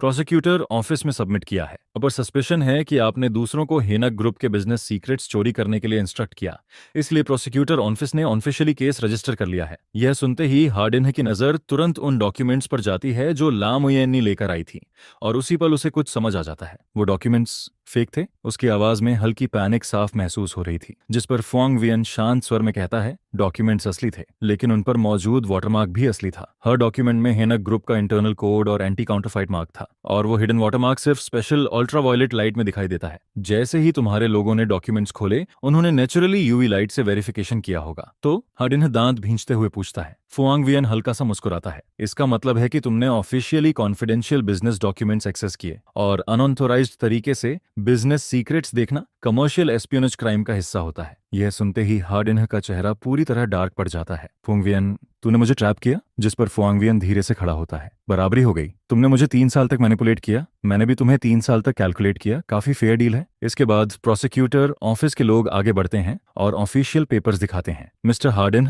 कृपया इन्वेस्टिगेशन में कोऑपरेट कीजिए। हार्डिन पहले उन दोनों लोगों को देखता है, फिर फुआंगवियन की तरफ, और अचानक जोर से हंसने लगता है। उसकी हंसी पूरे रूम में गूंजती है। फुआंगवियन, क्या तुझे लगता है इससे मैं खत्म हो जाऊंगा? दीन थिन कैपिटल लाम ग्रुप नहीं है, तू मुझे नहीं गिरा सकता। लेकिन फुआंगवियन दरवाजे की तरफ बढ़ते हुए शांत आवाज में जवाब देता है, मुझे डिनथिन कैपिटल को गिराने में कोई इंटरेस्ट नहीं है। वह पीछे मुड़कर उसकी तरफ देखता है। मुझे सिर्फ तुम्हें गिराना है। क्या मतलब? हार्डिन का चेहरा बदल जाता है। मतलब ये कि मैंने प्रोसिक्यूटर ऑफिस में कंप्लेंट कंपनी के खिलाफ नहीं है, तुम्हारे खिलाफ की है। कमर्शियल एस्पियोनेज क्राइम का सब्जेक्ट इंसान होता है, कंपनी नहीं। तुम जेल जाओगे, लेकिन डिन थिन कैपिटल नया सीईओ अपॉइंट करके चलता रहेगा। ये सुनते ही हार्डिन के चेहरे की आखिरी मुस्कान भी गायब हो जाती है। लेकिन फुआंगवियन की आवाज अब भी उतनी ही शांत रहती है। लेकिन शेयर होल्डर्स क्या सोचेंगे? उनका फॉर्मर सीईओ कमर्शियल एस्पियोनेज के क्राइम में जेल गया। क्या उन्हें उस नए सक्सेसर पर भरोसा होगा जिसे एक क्रिमिनल ने चुना हो? हर शब्द किसी नेल की तरह हार्डिन के दिमाग में धंसता चला जाता है। पूरा रूम खामोश हो जाता है। इसके बाद फुआंगवियन बिना रुके मीटिंग रूम से बाहर निकल जाता है। पीछे से हार्डिन की गुस्से भरी चीख सुनाई देती है। फुआंगवियन,